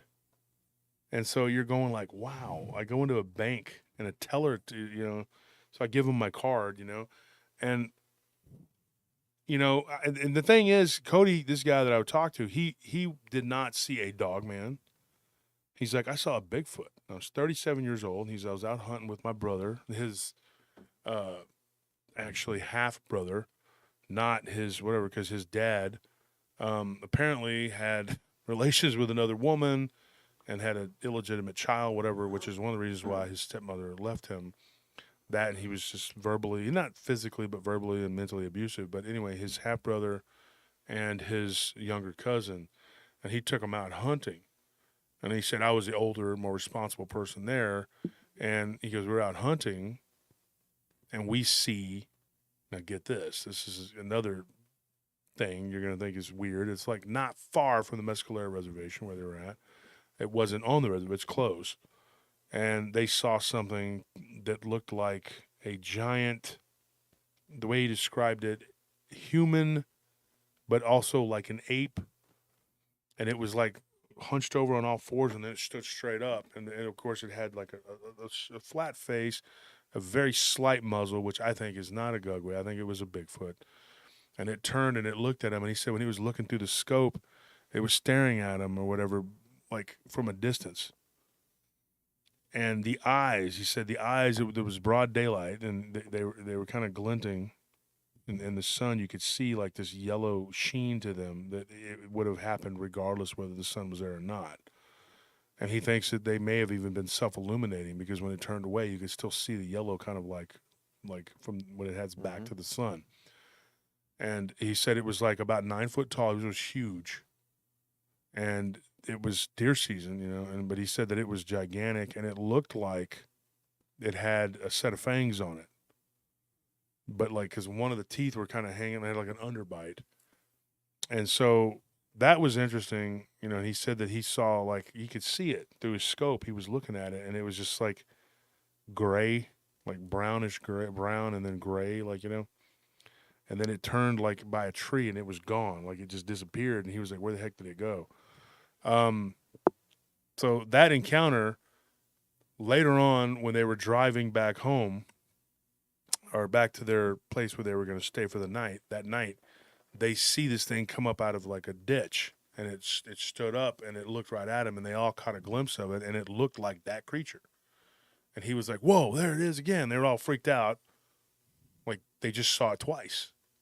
And he was like, would they follow you? Would they be able to come to you? I said, I don't know, man. That was a weird sort of, if there's a paranormal aspect to it, the only thing I could say is the eyes, and then maybe it reappearing when they were on the road, back to Ruidoso. And I thought that was such a weird, like, I don't know. I don't know. It was just a weird encounter. Yeah. Or they were heading in between Ruidoso, Roswell, that area, which we've been on those roads. And so I don't know, man. You get so many stories out of that area too, man. There's got to be something to it. It's not a coincidence. Albuquerque, it's a lot of reptilian activity there. Oh, yeah. It's like the Antelope Valley over there in California, where they got the Mojave Desert, Tehachapi, that whole area I was talking with James about last night was where my wife's from. But that area is just a hotbed. And the rumor is, from Edward J. Force Base, all underneath there is Reptilian Hive. I mean, that's the rumor. And Anthony, we've been up in there. Mm-hmm. We've been all up in that area. But, when you go and you get in, you go and you dig in, you go and you dig in deep on these stories, like with Cody's story. Like, he told me so many things about these hauntings, and some of it's just kind of like, like simple. Like, he was in his dad's study, and he was doing something he probably shouldn't have been doing. He was looking for his dad's pistol to show his friends. I don't thank God he didn't, because he goes, I was pretty stupid. Like, we went in the backyard and shot it. You know what I mean? Like, his dad had a 38. He's like, I was looking for my dad's pistol, and I was with my friend Mike, and my other friend Jason was like, well, let's find it, So we're nosing around. He goes, and my dad had a set of glasses on the desk, which that's funny because I put glasses on, and he goes, I went to move them, and they just kind of went across the desk real fast. He goes, and my friends were like, and his friend Jason was like, I don't think we should be in here. And then Mike and Jason ran out of the room because they were like, okay, enough's enough. We're not. So it may have done a good thing by stopping them from playing with a firearm that could have hurt them. But he is convinced that it was just more of the same crap. You know what I mean? Mm-hmm. Another thing he said that happened, which I thought was pretty sad, this thing liked to get him in trouble. These entities or whatever would get him in trouble. His dad had a bad temper, kind of like my dad, and he was just like, would spank him at the drop of a hat. It was something that I was actually talking to my cousin about the other day, and how our dads have a hair-triggered temper, But and my dad was like that. He would just knock the crap out of me in front of anybody. He didn't care. Very, very abusive individual. But his dad was not as bad when it came to that, but he would jump on him, So they had ordered pizza. So he goes up to get some paper plates off of the cabinet. Excuse me, I'm so tired. And then they start spitting out like onto the floor, and he's standing there, and he's like looking over, and his dad's talking to his uncle, and he's going like, "Oh God, I got to pick these up." And he's like, I'm pleading with it to stop, please stop, because the dad's gonna think that I did this. Yeah. So his brother and his sister, they run over there to try to help him, and it was something he was tasked with. And so, and of course, he looks over, and the little sociopath brother's just staring at it like, I'm not going to help you. I'm sleepwalking through life. I'm here to cause problems. Yeah. That's the impression that I got. And Beep, his boop, boop, boop, beep, beep, boop. yeah, boop beep boop boop beep. His brother, when he would babysit his younger brother, and the older brothers would have hell with him because he would do things that they know that he did, and he would say, "Oh, it was the ghost," like jokingly. Because NPC boy never had anything happen to him, so he started a fire on the stove one day, and then years later they're grown men and they're out on the deck at their dad's property, and he's like, "Did you start that fire that day?" And he goes, "Yeah," and he did the little beady-eyed with the glasses thing. I'm just gonna do that. Yeah. Are you still angry about that? Because if you are, it makes me happy. Like Kevin Spacey on 7. Oh, God. Except It just I did do that. you just want to hit him in the head. Oh, did you feel that? Huh? Yeah, I'm happy about that right now. It just happened. And now you're gonna go die. Now I gotta go dig a hole. See, you're still causing problems. God. I hate these people. Just can't just die in peace and just Couldn't you just bury yourself? bury yourself. I was gonna say, bury yourself. After arguing with you, your neighbor comes out and you're like, "What are you doing?" My brother is asleep. Just taking nap in Finally, the you just have to dirt. take the mask off. Look, I'm going to shoot you and go back inside. All right? See this? Yeah, that's what it is. Then when the cops come, you're like, that guy threatened me. I'm scared for my life. You come at me with a chainsaw. He came at me with a I chainsaw. got a What right am to I? defend I'm a myself. victim over here. But He attacked me and my brother. he killed my brother. Jumped over, he whacked him in the head, and he jumped back over the fence saying, I got you back. I don't know what my brother might have done to him. But, you go through these different, like, scenarios with these people, and I guarantee you that haunting in that house had something to do with his brother's, the way he was. Either he was feeding into it or vice versa. And I'm going to tell you something else, and this is going to sound really bad, but I don't care. I'm going to tell you the truth. I think some of these people, they feed the demons willingly, and I think that they contribute to the haunting. It depends on who you put in there. Now you're going to say, "Oh yeah, I get that," but take it a step further. They cause it. That haunting would not be what it is without that person. Does that make sense? Yeah. Like I think they piss these things off, or they get them going like a hive of bees. And I think it's a subconscious thing too, where if you were to go up and we call them yellow jackets or hornets, whatever around Texas. But you go up and you hit a hive of yellow jackets and they come out to sting you. What do you think's going to happen? Did you think they're going to come out and be your friend or what? We're going to hang out, like you're going to keep them as pets? No, you know what you were doing. And why would you do that? But some people are messed up. I had a friend whose little brother was like that. He loved to get us in trouble and do little crappy things. And you know who you are, Mikey, you little turd. I forgive you, but you were a turd, and you would do things like that. And I'm sure maybe he's grown out of it. I don't talk to him anymore, but I mean, yeah. And then me and Brian would get in trouble. But the thing is, it happens, right? This right here, I think, was one of those deals where I think his brother was not only an accomplice from the way it sounds from him and his siblings. Like, I think he was implicit. I mean, it was beyond that. I think he was a big part of it. There was a time when he walked by his brother's room when they were getting ready to go to the swimming pool, and his brother was like levitating off the bed. How can he not have any recollection of any of these events? Mm-hmm. And when they switched rooms, his brother never complained about the haunting that the guy was in there.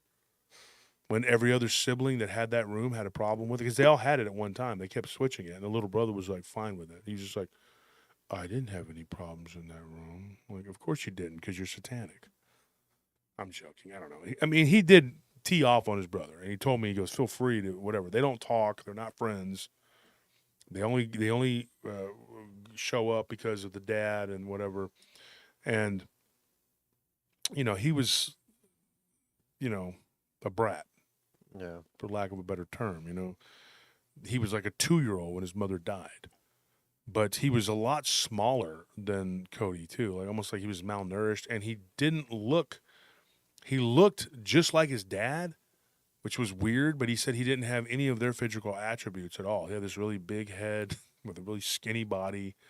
Does that mean something? I don't know. I mean, he said it was like he was malnourished or something, but he ate all the time. But he ate crap, it was like that, And one of the things that they said it was weird too is like they found their little brother like hiding in the what's it called, the pantry, like he was down at the very bottom of the pantry when he was real little, and they didn't understand. He was like 4 or something, and he was like 6 or 7, and his little brother was down there hiding. And when they asked him what he was hiding from, he said, the man. That's all he would say. So I don't know what that was.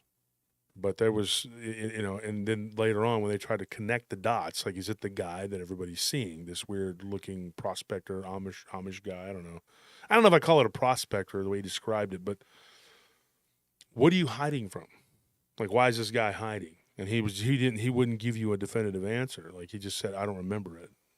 He goes, well, we remember you crying and freaking out and being on the, whatever. And another weird thing about it is he said there was only 2 times that he ever remembers him crying. And it was one time when his dad just beat the crap out of him because he finally got tired of his crap, and he launched him off the deck. And then another time because he lit the yard on fire. He played with fire all the time, and he wet his bed until he was 11. Yeah, Do the math. I mean, he's out there probably right now dancing around somebody's skins. But we can only hope not. But Yeah, if the only time you cry is during like a time of self-pity, that's a bad sign. Not a good sign. And then the other time was when they found him underneath the deal, hiding from the man. who had apparently heard him somehow, but he doesn't remember it. And then as he got older, he denied anything and everything that ever could have happened.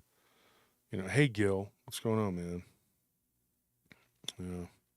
I know about your issues, Gil, and I sympathize. Believe me, you have my sympathies. I understand, man. It's your prayers. My prayers are with you, folks. Give prayer for Gil Sanchez. Another update for Sibylla Irwin. I talked to her yesterday, and her mother is doing a lot better. So your prayers are working. Please keep her in your prayers, Sibylla Irwin and her mother. Her mother had a stroke right before the conference. She couldn't make it. So prayers up.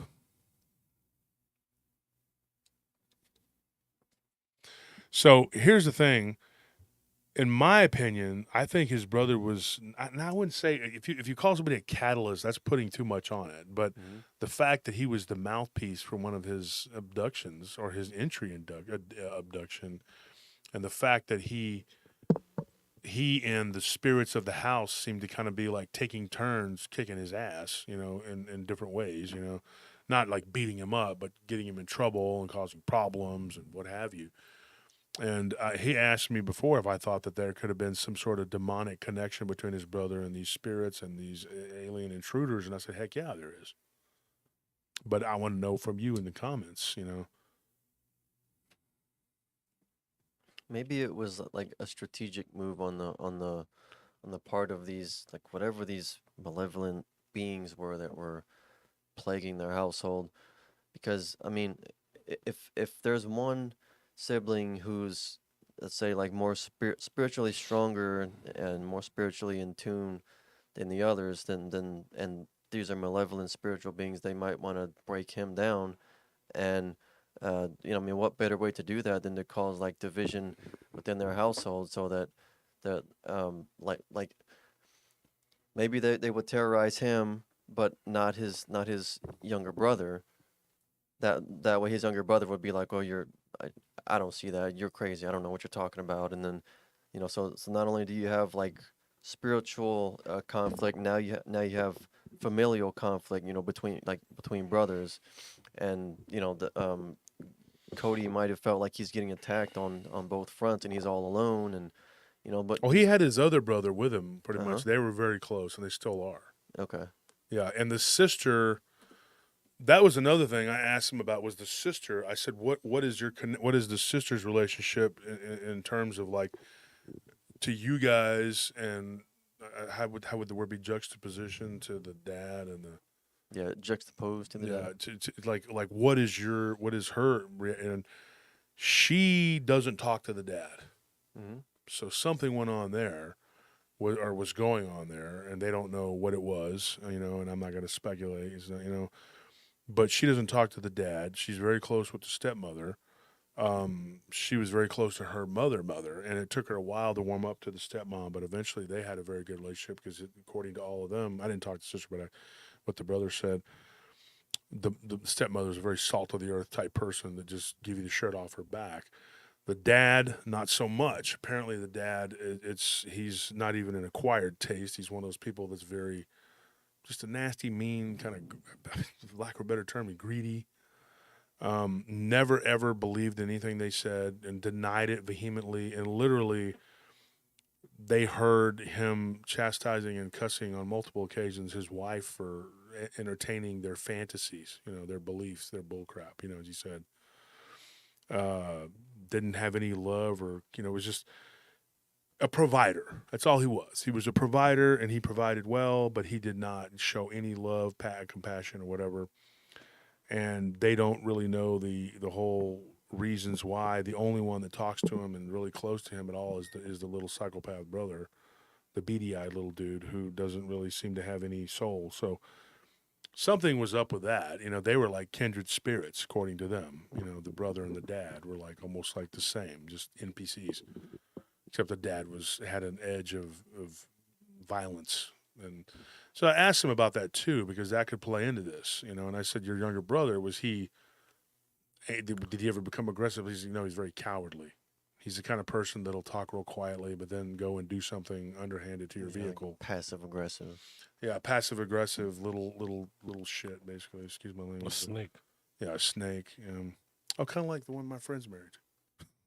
Just thought about this, kind of like he's got the same look. And I pull no punches, folks. I mean, you are what you are. If you're a piece of crap, you're a piece of crap. Oh yeah, now you mention it. Yeah, you know what I'm talking about. Yeah, I'm imagining it now. Very rat. I mean, yeah, it just kind of hit me right now. But and I'm not trying to run people down, but this was, I think, a very big part of this person's problem. And I think Shell Ashley said it a minute ago. She said, "Okay, I gotta find it because hold on, Anthony was doing something there. You done? Yeah. Okay. She said she made a comment. That she said Corley. No. Okay. Shell said something about him being a pawn. Little bro is the pawn being used to get to Cody. That's very interesting because if you look at,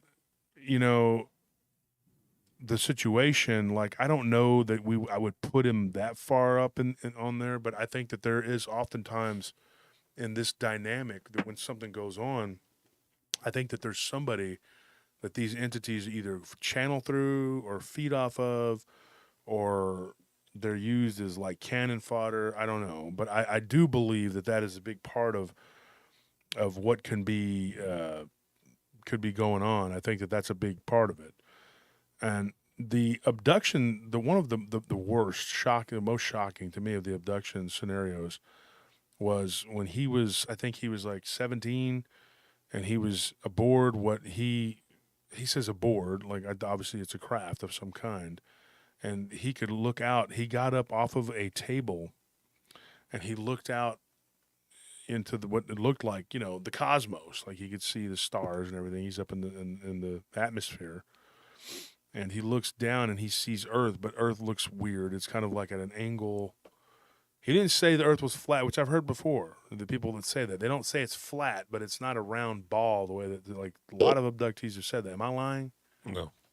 I mean, being honest, they'll tell us that it looks kind of funny, They're not saying that it's like it's just a flat plane and they're looking down at it, but that they see it from an angle and it looks kind of weird. And I've had people report there's another sun, which is so weird. I've never seen anything like that, but people have told me that, and I've been told that multiple times, which makes me think that there could be some credence to that. I don't know. I don't have the answers for this, but what happened was, and this is pretty bad, he was standing there, and something grabbed him by the arm. He turns and looks, and there's this. The only way I could describe it was, and he said it was the closest he thinks he's ever been to death. It was this monstrosity. It was this wolf. I mean, not wolf.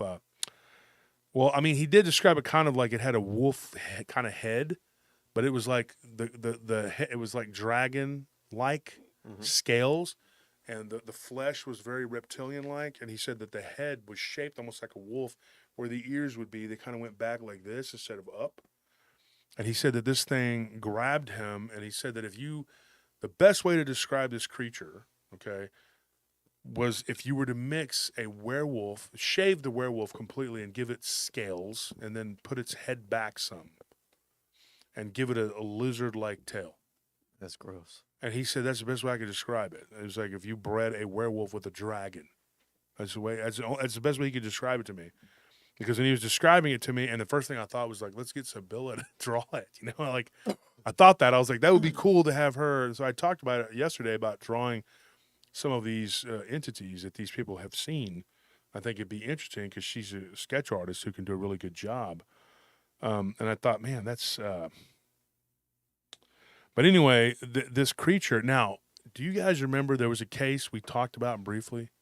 And I'm gonna I'm not gonna get into it because we're gonna record tonight after we're done for the show on Tuesday. But there was a white version of this creature. Do you remember that? And it was from Alabama.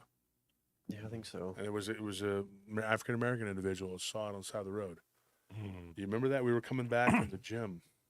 It sounds familiar. Yeah. We were going down Anderson when I said, "Hey, there was a guy that saw." I don't want to get into it because I'm going to talk about it on the show on the show on Tuesday. I'll tell you the story. Very, very weird that is, and it would happen in Alabama, like literally in Alabama. Oh, you know what? I'm wrong. I'm getting it wrong. I got Alabama on the brain because they got beat by Texas. Baltimore. Baltimore, Maryland. That's where he saw it. It was Okay. on. It was in. He was in the hood. It was walking. The other one is from Alabama. That was a. That's the guy that said he saw a gator man or something in a pond. Yeah. Remember? You Yeah, with I me? remember that. Okay, that's two different things. I got those confused. This thing right here, and I know B, I see you right there. You know, we went at it early on Facebook. Hey, no hard feelings, right? So this thing was like walking down the road. I mean, and I'm not going to tell. I'm going to talk about it though. I'll throw that story in there as a bonus on the Tuesday. What's crazy though is this thing that he saw on this craft. When it grabbed him by his arm, it squeezed his arm, and to this day he's got scars from the claws that dug into his arm, and it actually like tore his bicep. And he said that it was like it opened its mouth, and he said, "Dude, have you ever seen like aliens where they're like dripping, like the crap is dripping out of their mouth?" You know, he goes, "Dude, Yeah. it looked like that. Not like the aliens how they look like the xenomorph, but the way that their mouths water." And he said it was like opening its like mouth like a snake, and it was like about to bite. It looked like it was going to bite my head off. And it was like just there was no words being said. There wasn't anything going on in his brain. It was like there was no communication. It was just like looking around, and then it was just immediately. It happened really quick. And just then the doors open. The sliding door opens, and these two beings with these like it can only be described as like these. I don't know what you call it. They had two prongs on it like a stick, and it wasn't a trident. What do you call that? Like a anyway, I don't know. Was it a cattle prod? No, the way he described it though, he said it was like a stick with two prongs, but I can't remember. Yeah, like a cattle prod. But the word he used, I can't remember what he used. And he said that when they came in there, they didn't touch the thing with it, but they made a noise, a popping noise. And this thing turned, and then there was like an argument that he heard in some other language, but he could hear it in his head. And the thing like let him go, and his arm was bleeding really bad. It was just dripping blood. And he said the thing was looking at his blood and looking at him, and then kind of judging the other two beings, and then it walked out.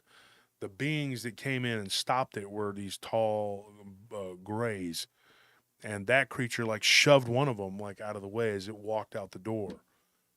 Now, he kind of made a joke about it in a way. He said, "I've been through it over and over again throughout the years." He said, "My older brother jokes with me, and he says that it was like a werewolf Bowser." And I told him, "Yeah, very much, except without the shell on its back." And he said there was this tail that was like flopping around behind it. And he said, "But if you are in the know and you're not new to this kind of thing, then you would probably describe it as a Draco alien." Do you know what that is? People don't know what that is. Tell you, "Hey, I don't know what that is. I'll explain it." But it seemed like that was what was going on, and it was about to basically just kill him, just breaking it down. You know, he was gonna bite his head. He asked me that question, if I had heard anything like that, and I said, yeah. There was a guy that gave me a story out of Atlantic City, where he said he was in an elevator and that one of these things literally bit someone's head off, or the back of someone's head. If you're the person that gave me that story, please hit me up again because I can't find it. It was on Messenger. I got too many. Never have too many stories. I'm not complaining about the stories. Please keep them coming. But I got so many, I get confused, and then I get aggravated when I. Also, I'm going to appeal to you once again. Demonic toddler thing, please hit me up. 3-foot tall cat thing. You sent it to me in email. I can't find it. And then there was a Dogman one too that I said earlier. Just I don't know those stories though. Oh, the one-armed Dogman. Please, if you could send that to me. The one-armed Dogman, I could tell you exactly what it was in Louisiana. If you got that one, please send it to me. It was an interesting story, and I was reading it, and I was busy, you know, with the conference and all that, and I got the story, and I just kind of lost it. So, but anyway, this whole thing, this creature that did this, and now I asked him, you know, how many people saw the Bigfoot with him, and he said 2. But here's what's interesting. They were all looking through scopes at this Bigfoot-type creature. Nobody saw the eyes the way he did when it turned its back. They didn't see like a yellowish sheen to the eyes like he did. Now, he asked me about that. He said, do you think that I noticed the illumination of the eyes because of of who I am, like what I've been through. And I said, no, I think it's because you're crazy and you're imagining things. I'm kidding. I never say things like that. Because you're on drugs. I'm like, you're on drugs, kid. You know, and he's like, I'm 37. You're on drugs, old man. You know, Smoking him tweeds. but no, he didn't. No, I told him. I said definitely, because the other two people, I mean, they didn't live in a haunted house. They did not get abducted. Now the question, I mean, now has to be, you know, you have somebody who was abducted, but it started so odd, like it was so weird. And what started it? Like, what would trigger that? Say you're just living in a haunted house, and it sounds silly and kind of childish. You say, I live in a haunted house. It sounds like a spook house or something, you know, you're over there jump scares or something. That's not what we're talking about. We're talking about a place of high strangeness where a lot of weird things happen. Lead tracker E says some have multiple eyes within one eye socket. Some have more than one type of eyelid within one eye socket. Bingo. There you go. I mean, that's a very good and the eyes. The fact that he saw that and then the other two people didn't was because he was already initiated. Is this making sense to people, or am I just up here, you know? I mean, raise your hand if this is making sense, if you're following what I'm saying. This is why we have the best audience, because they just tell you right there, boom. And what Shell Ashley said about how the little brother was a pawn. Yes, I think that is probably the right way to put it. He was being used as a pawn.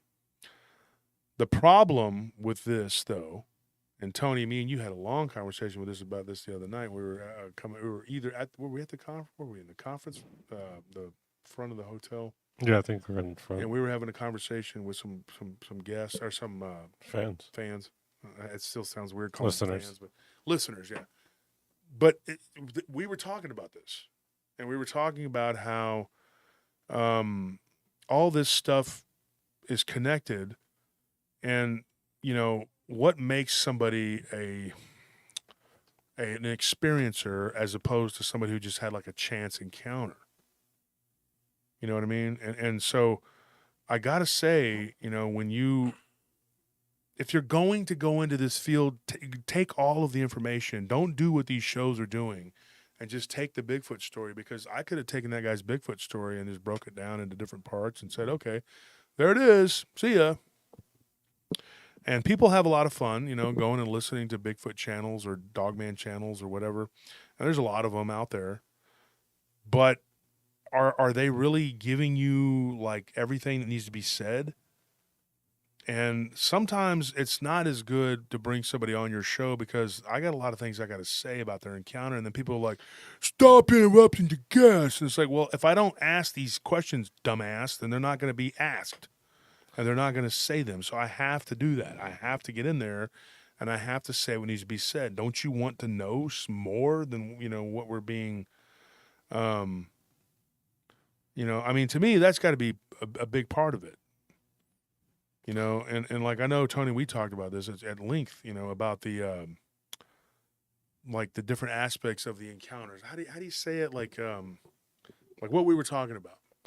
Well, one thing I think what kind of brought it about was that someone gave us this advice that was basically don't look at every encounter with the same lens as your own encounter, right? So basically make sure that you're able to look at every encounter as something new, as something that you've never seen before, because just because you've had something happen doesn't mean that that's how all of them are going to happen the same way.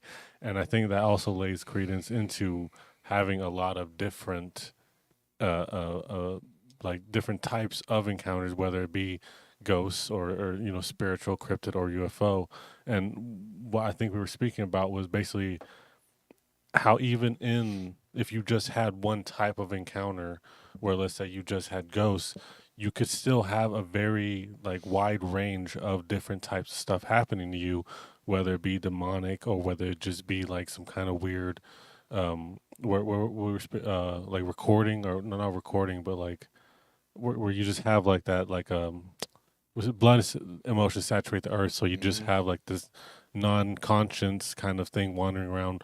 Or if you have that more of like the ones that are actively kind of wandering around, like even in that little aspect, you have so many different varying types of encounters that, it's so important to be kind of open to all of it, and that once you do that, you kind of notice that even outside of that, you start noticing how like they start paralleling, and like you see one thing here, and all of a sudden you go all the way over here and you see something very similar, and you're supposed to believe like, oh, it's not the same, it's totally different, it's something new, where it's like it might not be. It might be that because you encounter something over here, it led that all the things that were in this area that where you're living now, it led to all of them noticing you finally for the first time. Mhm. And so like you have to be very open-minded, but also kind of very, you know, aware that you're not going to know exactly what's going on.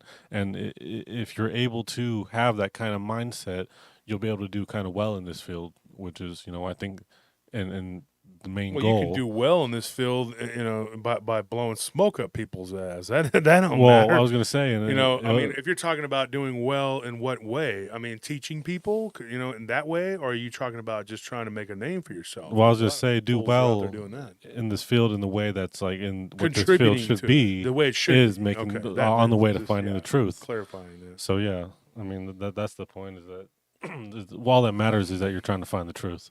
Yeah, Cassie says, and so Cassie, back here, Cassie says, I just can't follow that wolf, and that's okay. I get it. She says, please watch DA. He had a great show with science backing him that they're flesh and I love DA Roberts. He's a very good friend of mine. Okay.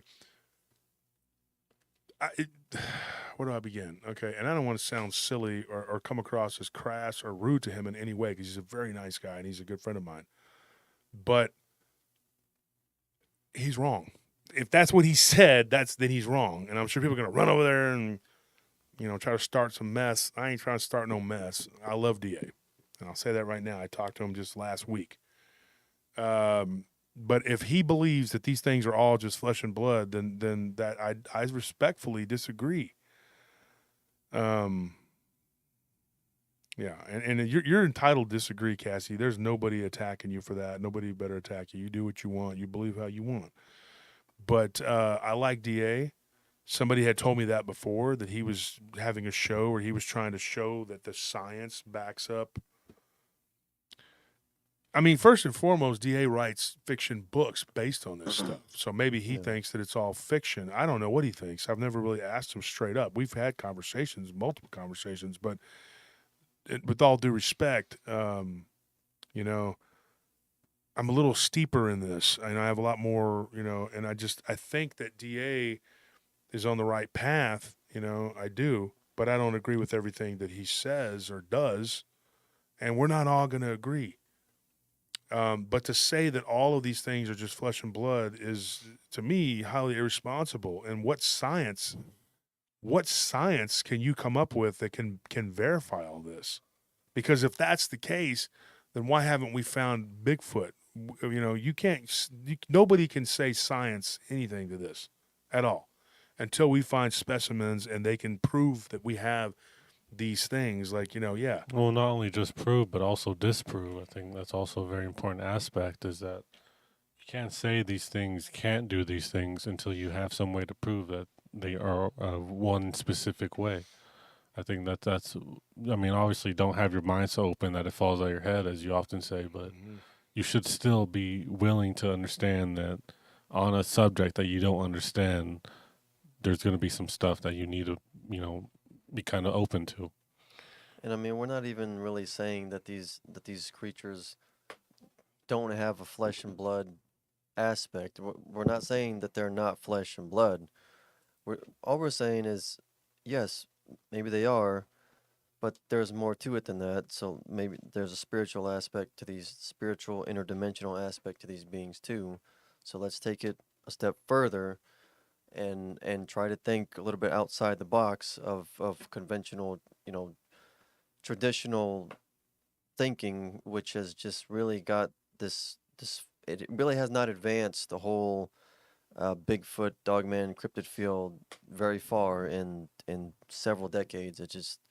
There's really not been a whole lot of breaking discoveries that have come close to proving that these things are just like animals, like undiscovered animals. In that time, we have discovered several species which were previously thought to be extinct on land and in the ocean. But when it comes to Bigfoot, Dogman, any other kind of cryptid, there's been nothing.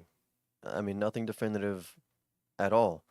So the point is, we believe that there is a flesh and blood. These things do take a physical form, which is flesh and blood, but it is not that simple. That's all. That's all we're saying. So we're not even really disagreeing fully that they're flesh and blood. We just think there's more. It's more It's not complicated that than simple. Yeah. that. Yeah. And also, I mean, when you have so many different types of possibilities of what I mean, obviously, is like inner Earth. Do they come from UFO, dimensional, or are they just pure spiritual beings? You haven't even really gone into all of that yet. Like, we're still on like, oh, are they physical or spiritual? It's like, what about like where they come from? What about how they interact with their environment? How does their environment change how they uh, adapt and stuff like that? It's like you haven't gone to any of that stuff to really go into depth.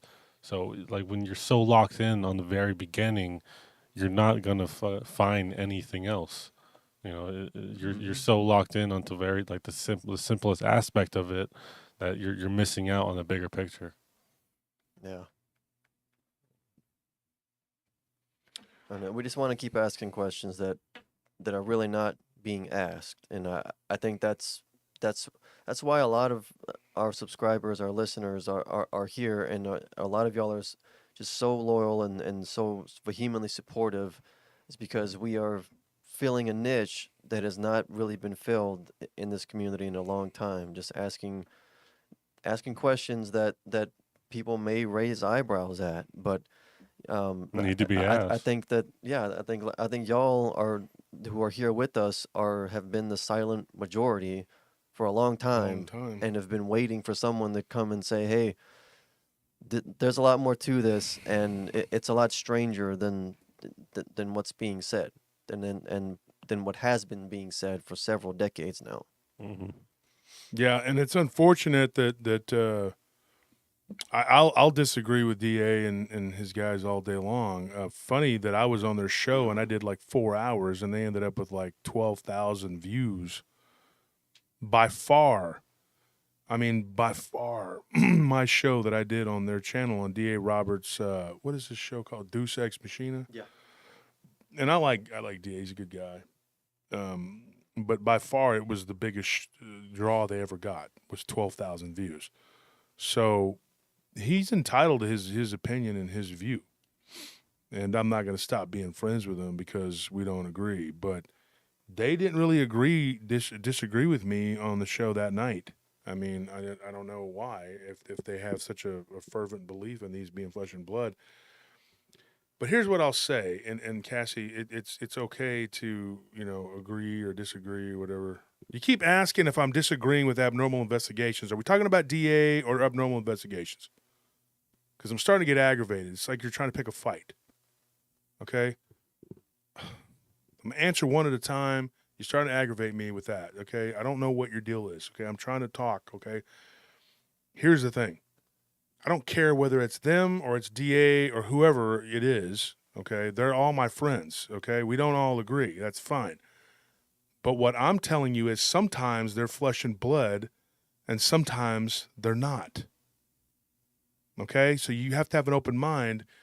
A haunting can sometimes appear as flesh and blood physical. Okay? And you're, the way you're coming about it, though, Cassie, is you're saying like, I want to know if you agree with them or not. Why does it matter whether I agree with them or not? No, I don't. If they believe that they're 100% flesh and blood, absolutely I don't agree with it.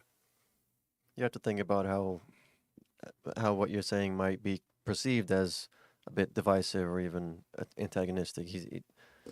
Josh Turner here is friends with DA and Abnormal Investigation. So yeah, and I'm friends with Ken Gerhard and Lyle Blackburn and a lot of other people who don't all have the same beliefs as me.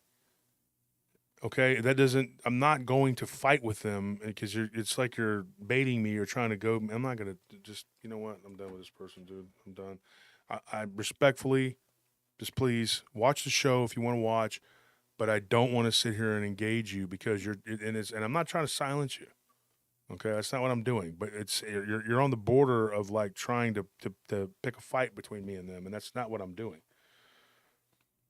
I will tell anybody in this field.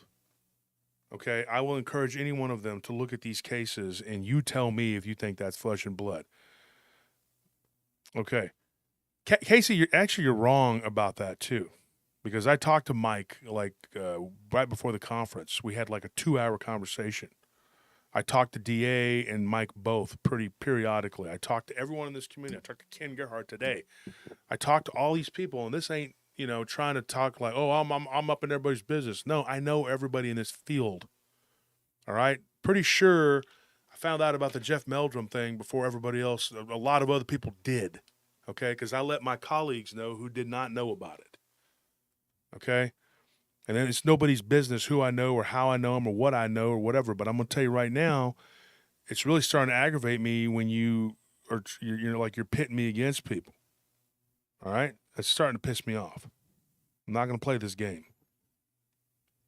I think it's just do what? I was gonna say it's just kind of immature of you to say that like the way the way they are acting and is in a way of like, oh, just because these people don't believe the way you do, like why are you friends with them then? Yeah, it's just kind of friends with them because we're friends. Yeah, I mean we don't have to have the same. I got friends that are Seventh-day Adventists, and more. Yeah. I got one of my best friends up in Utah is a Mormon. The other one's a Native American who they don't believe nothing like I do. But so what? I don't have to beat them over the head. Be like, stop believing. Believe like I do. If you don't believe, we're not friends. Oh, oh, you root for what team? Oh, the Chiefs? Me too. Get out of here. What is this? This isn't WWE.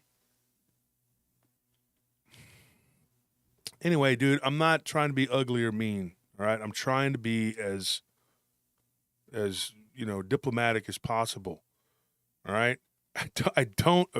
First of all, I don't believe that DA believes completely that they're all flesh and blood. I think he believes that there are flesh and blood cryptids, and that's what he told me.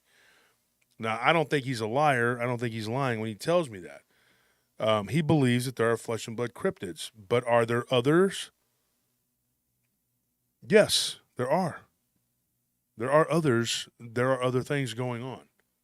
Mike is also a Christian who believes very similar to me as a Christian, and I know Mike believes in Christ and the Holy Spirit, and I believe that, and he believes in God, okay? And so we've talked about I had this conversation with Mike. I know he could verify this. I don't know if he's in the chat right now or what. He probably would say something if he was. But we talked about the fine line, me and him. We had my wife was right there. We were involved in the conversation on the phone, and we were just talking about it the other day and going over some cases. And there's, that line is just like there's demonic and then there's like physical, and they kind of move in and out of that. They move in and out of that like literally, and then they move in and out of it figuratively, if that makes any sense. Does people understand what I'm trying to say here? Because I'm sorry I got aggravated, lost my cool.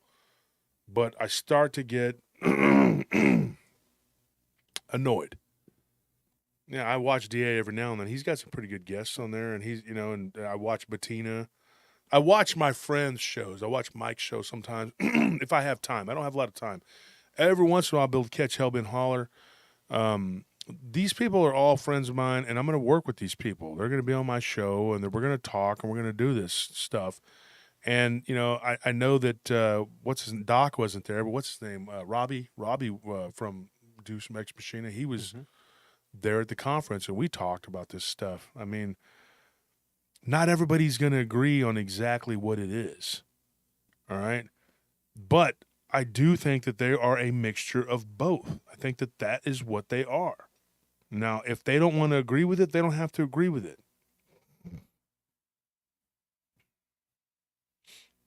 Well, Magman, obviously she stated that she don't follow me. She follows them because they believe it's flesh and blood. I don't give a crap who you follow. You can follow Jim Jones and drink Kool-Aid for all I care. Go do whatever you got to do. Remember, I'm the Jerry Jones of the paranormal world. I'm over here, whatever. Go follow the Jim Jones. I don't know who that one is. Just go find him. But the bottom line is, I'm done arguing about it. I mean, if you want to believe it, believe it. And if you don't. It's as simple as that. Everybody's grown up here. You can make up your own mind. You don't have to. You don't need me to tell you what's what. But if those guys don't believe anything like I do, they've never told me that. So I don't know. I mean, somebody give me the heads up here, because when we've gone over cases together, and I've gone over cases with both of them. Okay. Yeah, I think so too, Marquetta. We've gone over cases together, and there are some really weird aspects to some of these cases. Some of them are pretty cut and dry. It seems like a physical entity did something. And then some of them are well beyond our understanding. And I believe that it's like my colleague Ken Gerhardt, and he said it on my show. He said it's something that how does he say it? We can't comprehend. Yeah. He believes now that it's something that we can't comprehend.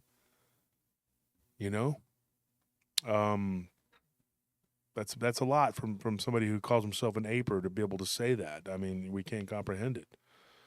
I could tell you right now that if I'm out in the woods and I see something like this, I'm not going to stop and go, is this a ghost or is this flesh and blood? Let me throw a rock and see if it's flesh and blood. I'm not going to waste my time on that. I'm going to try to get the hell out of there, because I know what they're capable of. I know what they can do. Okay? In fact, I just see Gil Sanchez. I see Bettina Moss. There are people who've had encounters with these creatures. I know. Believe me, I know. There's a lot of people in this chat right now who've had encounters with these creatures, and we've talked. So I can tell you right now, whether you follow or you don't follow, and it really doesn't make a rat's ass what you believe or you don't believe. It's what is, and it's what will be. Yeah, exactly. Are you a real dog man? You go up and you grab it, and you're like, oh, yeah, that's definitely a dog man.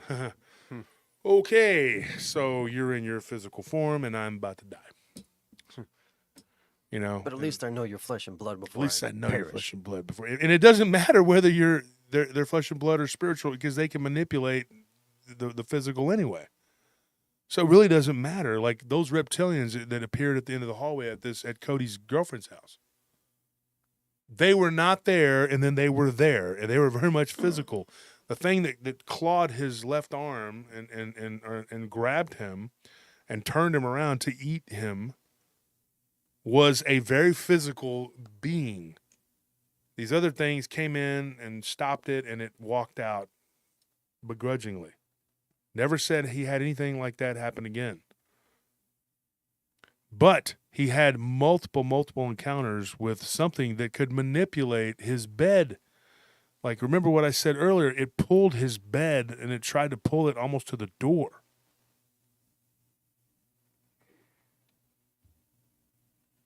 Cassie Foster says, stop. My name is not a dog name. What? What's going on?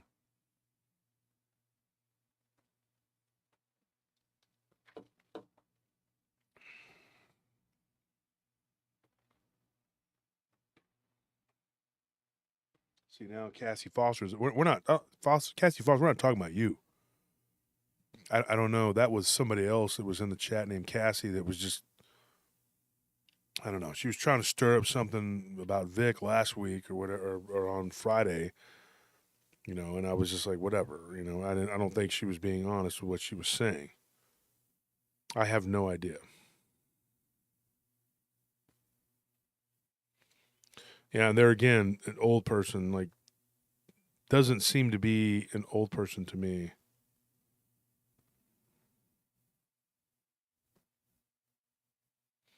Says, Into the Forest by Brad Roper. Could you give us an update on the Hernandez Ranch really quick? What have we heard from them as of late? What did we talk about? Who do we have? I think we talked about the Ouija. That was last Tuesday, wasn't it? Yeah, last Tuesday's episode was about an experience that was kind of tangential. It kind of ran like Yeah. it was like an offshoot of the Hernandez Ranch, kind of like it tied into it.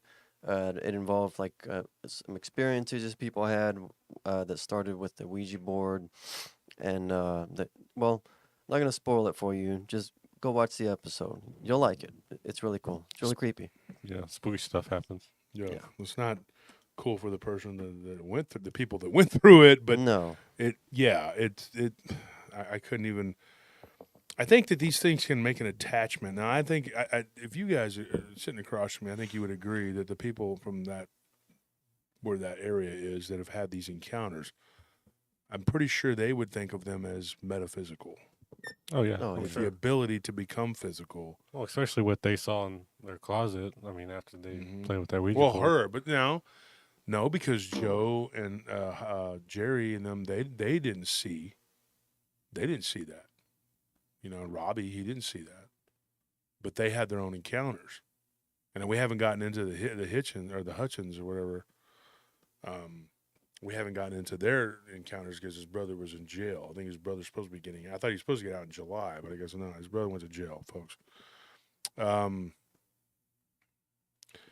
It got really convoluted, too. Why he went to jail had something to do with this stuff. And that's why I'm not saying anything about them until he gets out and I can get his side of it.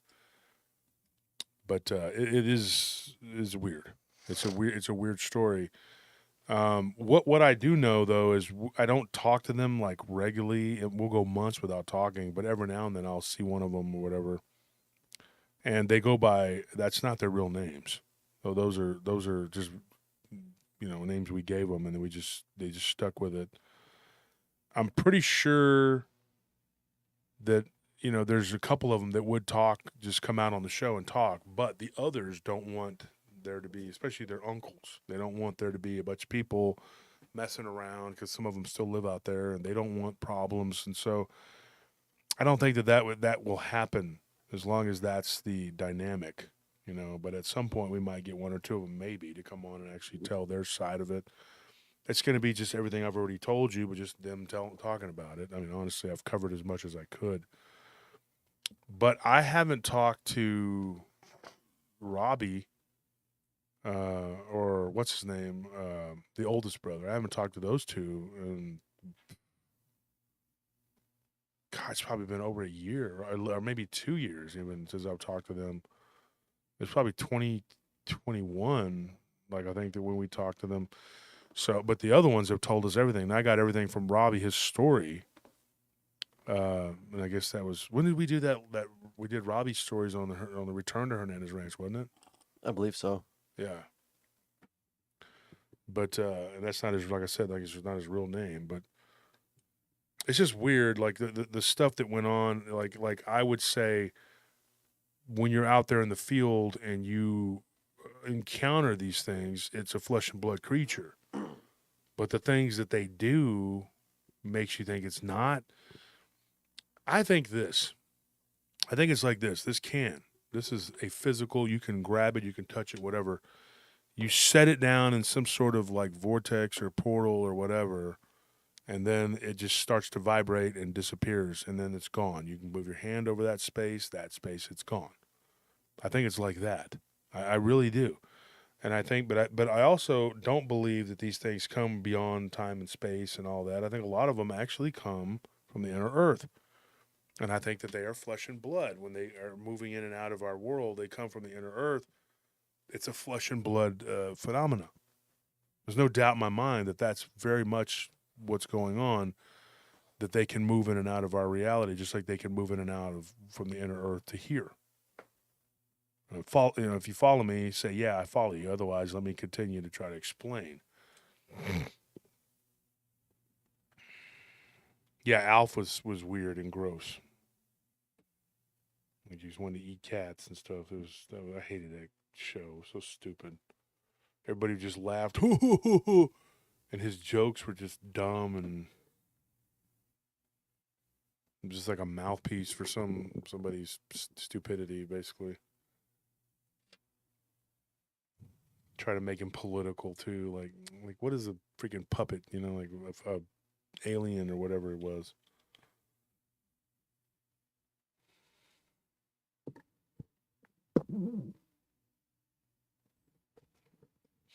Yeah, I mean, when you look at the situation, like when it comes to these cryptids, let's just stick with that for a minute. And you're sitting here going like, okay, how do we, like, I don't know what I'm trying to say here. It'd be so easy just to sit here and say, yeah, that's a flesh and blood creature. You saw a flesh and blood creature. It looks like a flesh and blood creature.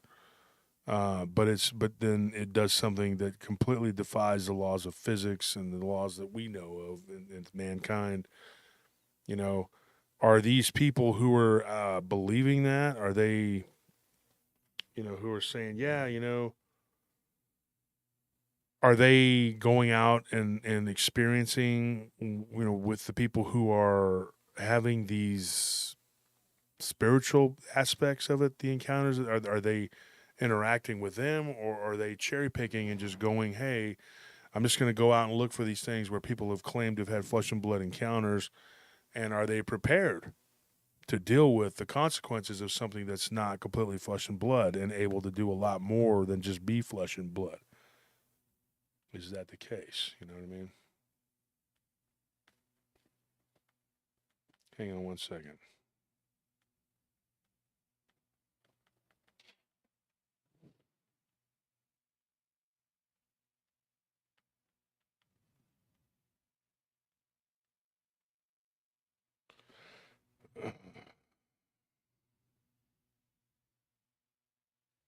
And if you guys want, I mean, I could probably get a hold of Mike and DA and do a roundtable, and I would absolutely welcome, anything that they have to say. They're my friends, and I'd be welcoming to hear them out and have them why they think that they're completely flesh and blood, if that's the case.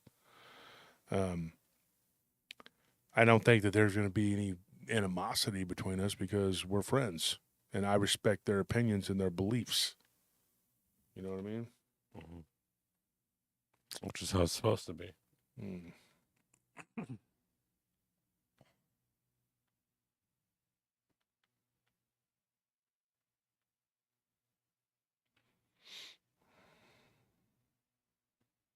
Because I mean, I plan on having Mike on anyway. We need to record whenever he gets a chance, but he's been going through some stuff lately, and so when he's able to get that done. All right, so folks, hang on one second. I'm going to do this for you. Have to do it through here. Can't do it through Messenger, but I'll make this call. Hey, is it DA? You there? Yeah, what's up, man? Hey, not much, man. So I was on the chat earlier, and I'm having to call you through the phone, and like I told my audience, because you're not near a computer, right? So Yeah. so hopefully they can hear you. We can call him on the computer to his phone. We can. You want use to call Skype. him on the computer? Okay, can we call you? I'll call you through the computer. But you gotta let him know he's gonna get a call. You're gonna from get an a call unknown from number. a weird number. Okay. Okay, all right, bye. We'll call. And then I guess maybe we can try to call Mike afterwards. I don't know. We'll see. Here's my phone. You can't hear DA. Well, we'll get him on, folks, so he can hear. We'll see what he has to say.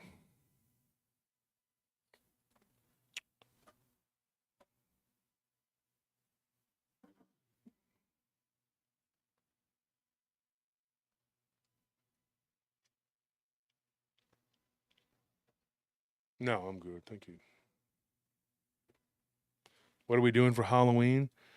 Probably going to pick a day that's off from Halloween because everybody does a show on Halloween. So we'll. Oh, of course. Yeah, we'll have a Halloween show. Don't worry. We do it like we always do. Probably bring some different people on. Maybe do a few different shows. Probably maybe like a roundtable discussion with like a what do you call that? Zoom or whatever. We'll do like a Zoom with a few. Oh, people. we're gonna have a Zoom call with every. Yeah, cool. we can talk about some subjects or whatever. Oh, you gotta put the Headphones in. They can't hear him yet. I'm working on that. You there? Yeah, I can barely hear you though. But he's working on getting you to where they can hear you.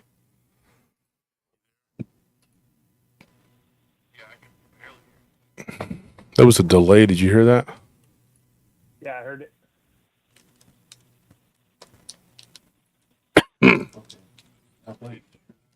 Somebody said the audio volume just blew up for a minute. Hey, DA, can you give us a mic check real quick? Hello? Hello? Can you hear me? Yeah. It says Yeah, we very can. loud.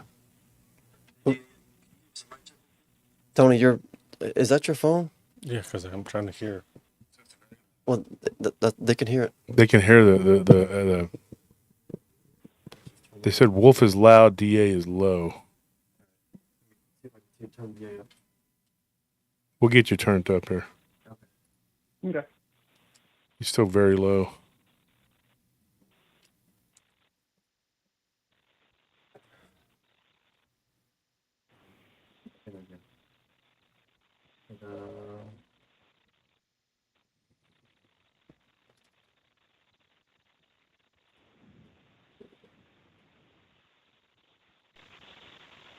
Damn, that's like, sounds weird. All right, DA, can you hear us now? Yeah, I can hear you all right. Okay, Okay, good. yeah, you sound better too. So, DA, I have a question for you. We had a person in the chat earlier, and she's probably trolling or something, but I don't know. I just wanted to know your opinion on this. But she said that my beliefs are that I wouldn't. How did she word it? Like she said that I wouldn't. Don't jibe with yours because yours are that you believe all these things are completely flesh and blood. But what I wanted to know, and I want to hear it from you because we've done shows together. You've been on my show, been on your show, and I was just wondering, just for the audience's sake, and if you disagree, you disagree. I mean, we're still friends, regardless. At the end of the day, we're close. We're not, there's no animosity, and I want people to know that. But what is your stance on not just Bigfoot, Dogman, but most of these inhumanoid type beings that people are encountering? Do you believe that they are all of a physical nature, or what is it that you believe? Just state your whatever. Well, I spent most of my career in law enforcement, so I'm a physical evidence guy. I will follow the evidence. Now, I'm not going to rule out any of the more what they refer to as the woo.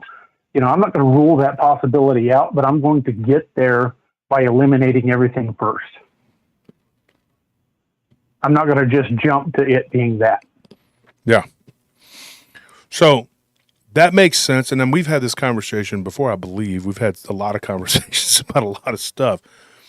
But looking at some of these cases, like what we're talking about tonight isn't really cryptid based. It's more about, it was a haunting that this guy was going through, and then it turned into alien abduction. And so that's what we're talking about. It has very little to do with cryptids, although there was a Bigfoot sighting that he had years later when he was like 37, but well past, when he was living in that house. How would you approach that situation? Do you believe that there is any connection that or is it all just a coincidence that so many of these people, some of these cases, and when I say so many, I say from what I've just covered in the last 2 years, probably like 50, that have seen, and Barton Nunley was involved in a bunch of those, and so were several other people. But, and then of course, Ken, he helped me with some interviews, and he came across the same thing, and he's considered to be an aper. But when he interviewed some of these people, we were coming across all these weird things that had happened to these people. Do you believe that there is no connection at all to this man's ability to see this Bigfoot after he lived in that haunted house or after an abduction? Or is it all just coincidence? It's hard to say that there's a connection. I mean, you really can't prove one way or the other. I mean, all we've really got is our best theories, our best guesses about whether or not they're connected. Could they be connected? Yes. Could they be completely unconnected? Equally, yes. But my thing is I think, and I think this exists with a lot of people, especially when dealing with these type of situations that a lot of people just refuse to believe. I think once you've had an experience, whether it's paranormal, UFO, or Bigfoot, once you've had some kind of an experience, it flicks a switch in your mind. It opens your mind to the possibility of other things being out there. And at that point, you start noticing things you didn't notice before. Mm-hmm. which is almost or things it's you would have similar. dismissed before. Mm-hmm. That's similar to what I believe. I believe that, but I also think that what you say has a lot of credence. How do you say it? It has a lot of Credibility? credibility. Yeah. And I'll say this because a lot of people will notice things before, like I did that when I was younger. After what I saw, I definitely was paying a lot more attention. So yeah, that is one way to look at it. Now, another way to look at it is that switch that's flipped isn't just a mental; it's spiritual too, and it is Yeah, hard very well to could go be. by because they're intertwined. How the heck do you go about finding the evidence, though? That is the question, because there is so limited amount of physical evidence, and now I'll say this too with the pictures. I mean, somebody tried to get us the other day. They sent us a pic, and it looked pretty cool. And then I noticed something about the picture. The fingers were weird, and I said, "That person, is that a normal person?" "Oh, that's my cousin." "Yeah, okay. Then why do they have 6 fingers, and the other hand has 5? Were they born with an extra digit?" And then you're like, okay, because that's a mistake that AI has been making in a lot of these pictures. You can see it, so I knew it was AI. So a lot of you can't use pictures anymore, even as evidence. So that's one more avenue that's closed to us is the pictures. So I wouldn't say that it's closed. I would say at this point I would be very skeptical of any images or video that's taken because, like you're saying, with AI technology, it's so easy to fake that stuff. But there are ways to authenticate photos. It's a tedious process, and I know a few people that are capable of doing it. But yeah, again, it's a tedious process. It's a time-consuming process. But I tend to, especially when I'm out, I tend to look for like tree. Like if you're looking for Bigfoot, you look for tree structures, you look for tracks, you look for hair left behind. I look for certain elements of physical evidence, but also when I talk to people, I was trained in interrogation techniques. I watch people. Some people, believe it or not, are very deceptive. Some people are just making stories up. And I'm not saying that's even a big percentage, but there are people out there that are doing it. Mm-hmm. Yeah, and I've even had researchers go out into the field with people, and then they're like, well, it was over here, and then they wander off maybe it was here, and you're like, where was it, I mean, Right. This is your property. Do you not know your own property? I just came across that the other day, with one of our friends. It was like, obviously, the person was just leading them around. They didn't have anything to, there was nothing going on. I mean, I'm not going to say there's there's other nothing things you going can look on. for, too. There's body language. There's inconsistencies in the story. There's certain elements you can look for in eye contact. There are a lot of things that we're taught to look for the signs of deception in people. And sometimes when you're getting a story from somebody, you can spot those signs of deception. So you figure they're just either spinning a yarn or telling you a campfire story. But then there are those that are looking to profit from these stories, and they don't hold any water. But unfortunately, those are the ones that get the attention. When we're trying to establish credibility in the field of cryptozoology, the people are quick to point out the ones that were proven to be fake. The hoaxes are quickly pointed out, but they dismiss all the ones that came to you from very reliable sources. Mm-hmm. Yeah, and that makes a lot of sense, what you're saying. Yeah, I was just curious because, like, I watch your show once in a blue moon when I'm able to, and it's not because of anything against you. I love you guys. I think you do great work, and this person just kind of got my goat, and I was like, then they started talking about abnormal investigations, saying, oh, they don't agree with you either, blah blah blah, and I'm like, first of all, you're a grown man. You could believe however you want. I'm not going to try to influence you or tell you what to do. I wouldn't have invited you to my conference if I thought, oh, this guy's going to start crap. You're not that kind of person. And it's not a matter of agree or disagree. I mean, you and I disagree on quite a few subjects, but we're still friends and we still talk about it. It's not a matter of we agree or disagree. We just have different approaches. Where our ultimate goal is the same thing. We're just approaching it from different angles. There's multiple paths up the mountainside. The only one that's not going to get you to the top of the mountain is when you're running around the base yelling you're taking the wrong path. Yeah. Yeah, and that seems to be, the order of the day. It just seems to be people who, I don't know, like they just want Discord or something, and it's like people like us are caught in the middle of that. They're whatever, when it comes to, and I said this on the show earlier, I do believe this. I believe that when it comes to the spiritual aspect of it, I am more steeped in that. You on the other hand, are more steeped in the physical evidence, looking for the whatever.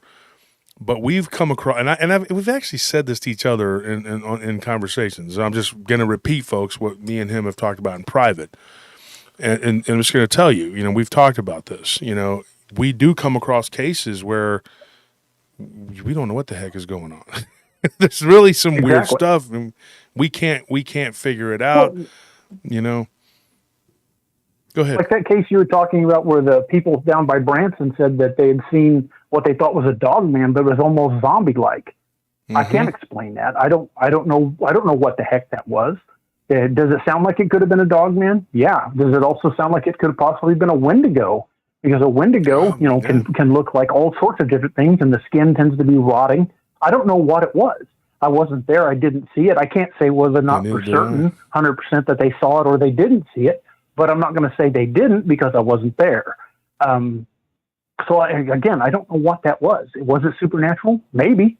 Was it a physical creature? I don't know. Maybe it just had the mange, or maybe it had a wound that had gone septic. I don't know. I mean, without actually seeing the creature for ourselves, we can't say what classification it came from. But barring all of that, I'm going to pursue physical until I have a reason not to. Yeah. And in fact, that's probably, what everybody should do is try to get any kind of evidence they can. But there's so many cases that you just can't explain it. There's no way. And then when someone has a Bigfoot encounter, they start having these weird, like, spiritual encounters that go on and on. Like with Mothman, it was like that. People were having weird, you get these, and then the howler. To me, the howler is it's either proof that there is a supernatural creature that can become flesh and blood, or the inner earth. Mm-hmm. And I believe where you're at in Missouri is directly over the inner earth. That is my belief. I totally believe too. that. Yeah. I think that's where they're coming from. We've been saying for quite a while on our show that we think these things are subterranean. Missouri's a cave state. The Missouri is known as a cave state, and they recently started saying that they believe the Mammoth Cave system runs from Maine to Carlsbad Caverns in New Mexico. Unbelievable. That's half the country. Uh-huh.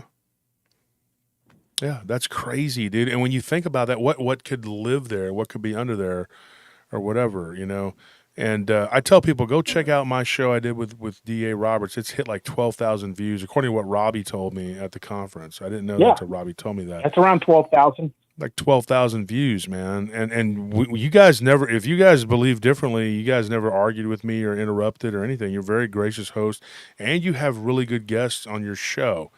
And that's how I found Max Hawthorne, actually. And me and Max are friends now. Max is a good dude. Yeah, I like Max a lot, dude, and he's like you. You're a great author, and folks. If you want to read a good piece of fiction, don't waste your time with Stephen King. Okay, and not to bash Stephen King, but I'm so mad at him because of Dark Tower. I didn't want to get into it, but anyway, just you're the guy. If you want to read some really good fiction books about cryptids and stuff, you have an amazing. Like, I've read 2 of them now, and I was not disappointed.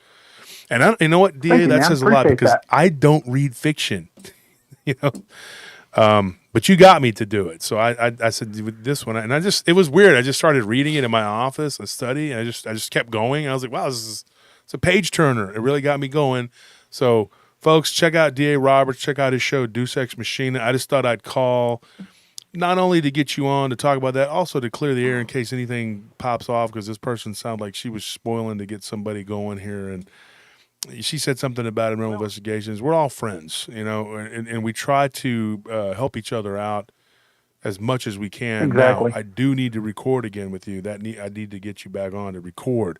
So that needs to happen pretty soon. Yeah, for sure. But thanks, man. I'll hit you up again, man. I appreciate you coming on, dropping by. Hey, no problem. Glad I could pop in, man. Yeah, man. Have a good night. You too. Bye. Bye. So that's DA. And it's getting a little bit late, so I don't want to call Mike and aggravate him. I know he's an early riser, but I guess we can. But we got to record, though. Yeah.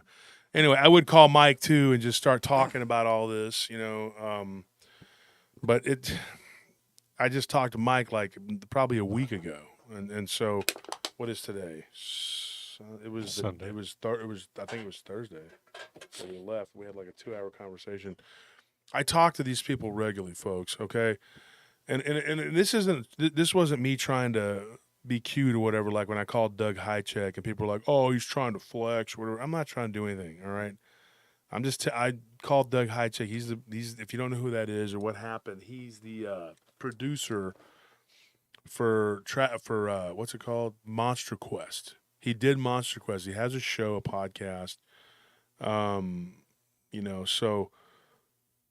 that's it. I mean, this guy who was this? I can't remember who it was. He was what his handle was, but he was trolling me, and he kept arguing with me about boots on the ground or whatever. And there's two different kinds of boots on the ground. There's him, Doug Highcheck type guys, or DA, those kind of guys, goes out actually does some boots on the ground stuff. Mike and those dudes, and then there's every other person in this community that thinks that going out behind a trash can at their local Denny's is looking for Dogman. No. The most you're going to find is a raccoon, okay? Can you please stop calling yourself boots on the ground if you're not boots on the ground? Wandering around out there like a wild man does not make you, and you're not going to find anything anyway because you don't even know what you're doing. And I've said that before, and honestly, I've done more boots on the ground than most people. Am I lying, guys? Am I lying? Am I making it up? Did we not do it for the book? We had to go to every location. Yeah. Yep. Everyone we could go to, we went to. So, I'm sitting here, and I could be touting that and calling myself boots on the ground, but I don't. It's like, I'm part Native American. I don't come in wearing a headdress, and waving a tomahawk around. I'm not going to sit here and try to be something that I'm not. I'm just who I am. I'm what I am. I think it'd be very disrespectful to the Native Americans to do that. Just like I think it would be very disrespectful. It's very disrespectful for people like Joe and Jesse and all these other people who actually are boots on the ground to go around calling yourself that when you really aren't.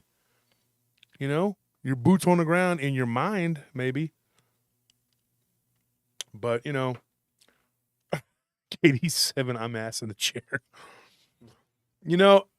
I've gone out, and if you go and you look at those pictures in the Dogman book, okay, we went out and we took those pictures ourselves. We went to those locations. In fact, the Turner Farm ain't far from those places. I don't tell people about that. Somebody told me, one of my colleagues said that I had the image. You want to take that? I had the image of a city slicker. He wasn't trying to be mean, and he's a very close friend of mine. I'm not going to say his name, but he lives in San Antonio. We'll say that. He said that people look at me, this was a while ago, as some sort of like businessman, city slicker type guy. And I'm like, that's because they don't realize that the first 15 years of my life was out in the sticks. Right? They don't know jack all about me. Right? I said years ago that I didn't like having to go out into the woods if I didn't have to, but I have gone out many, many times now since then. Now, I don't go trying to go way deep out into the LBL and get ticks and all this other stuff on me because it happens. People have gotten really sick. Some of my friends have Lyme disease because of it. Elijah Henderson, he's got Lyme disease. It's terrible. But I can tell you right now. What is it?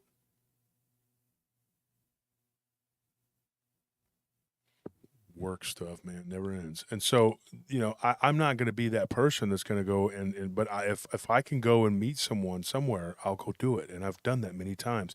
I've also sat across tables from witnesses and had them look me in the eye and tell me their story.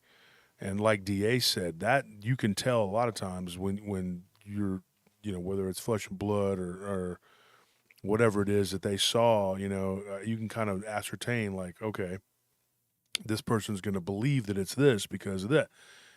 Later on, they go home. 2 weeks later, they're messaging you saying, I'm having weird paranormal activity in my house.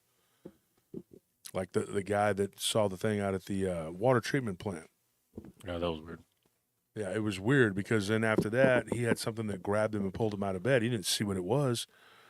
But it wasn't just his encounter with that Dogman or whatever it was that caused him to leave and move out of state. It was something that he believes attached itself to him. Yeah, I mean, nothing happened to him beforehand. I mean, Yeah.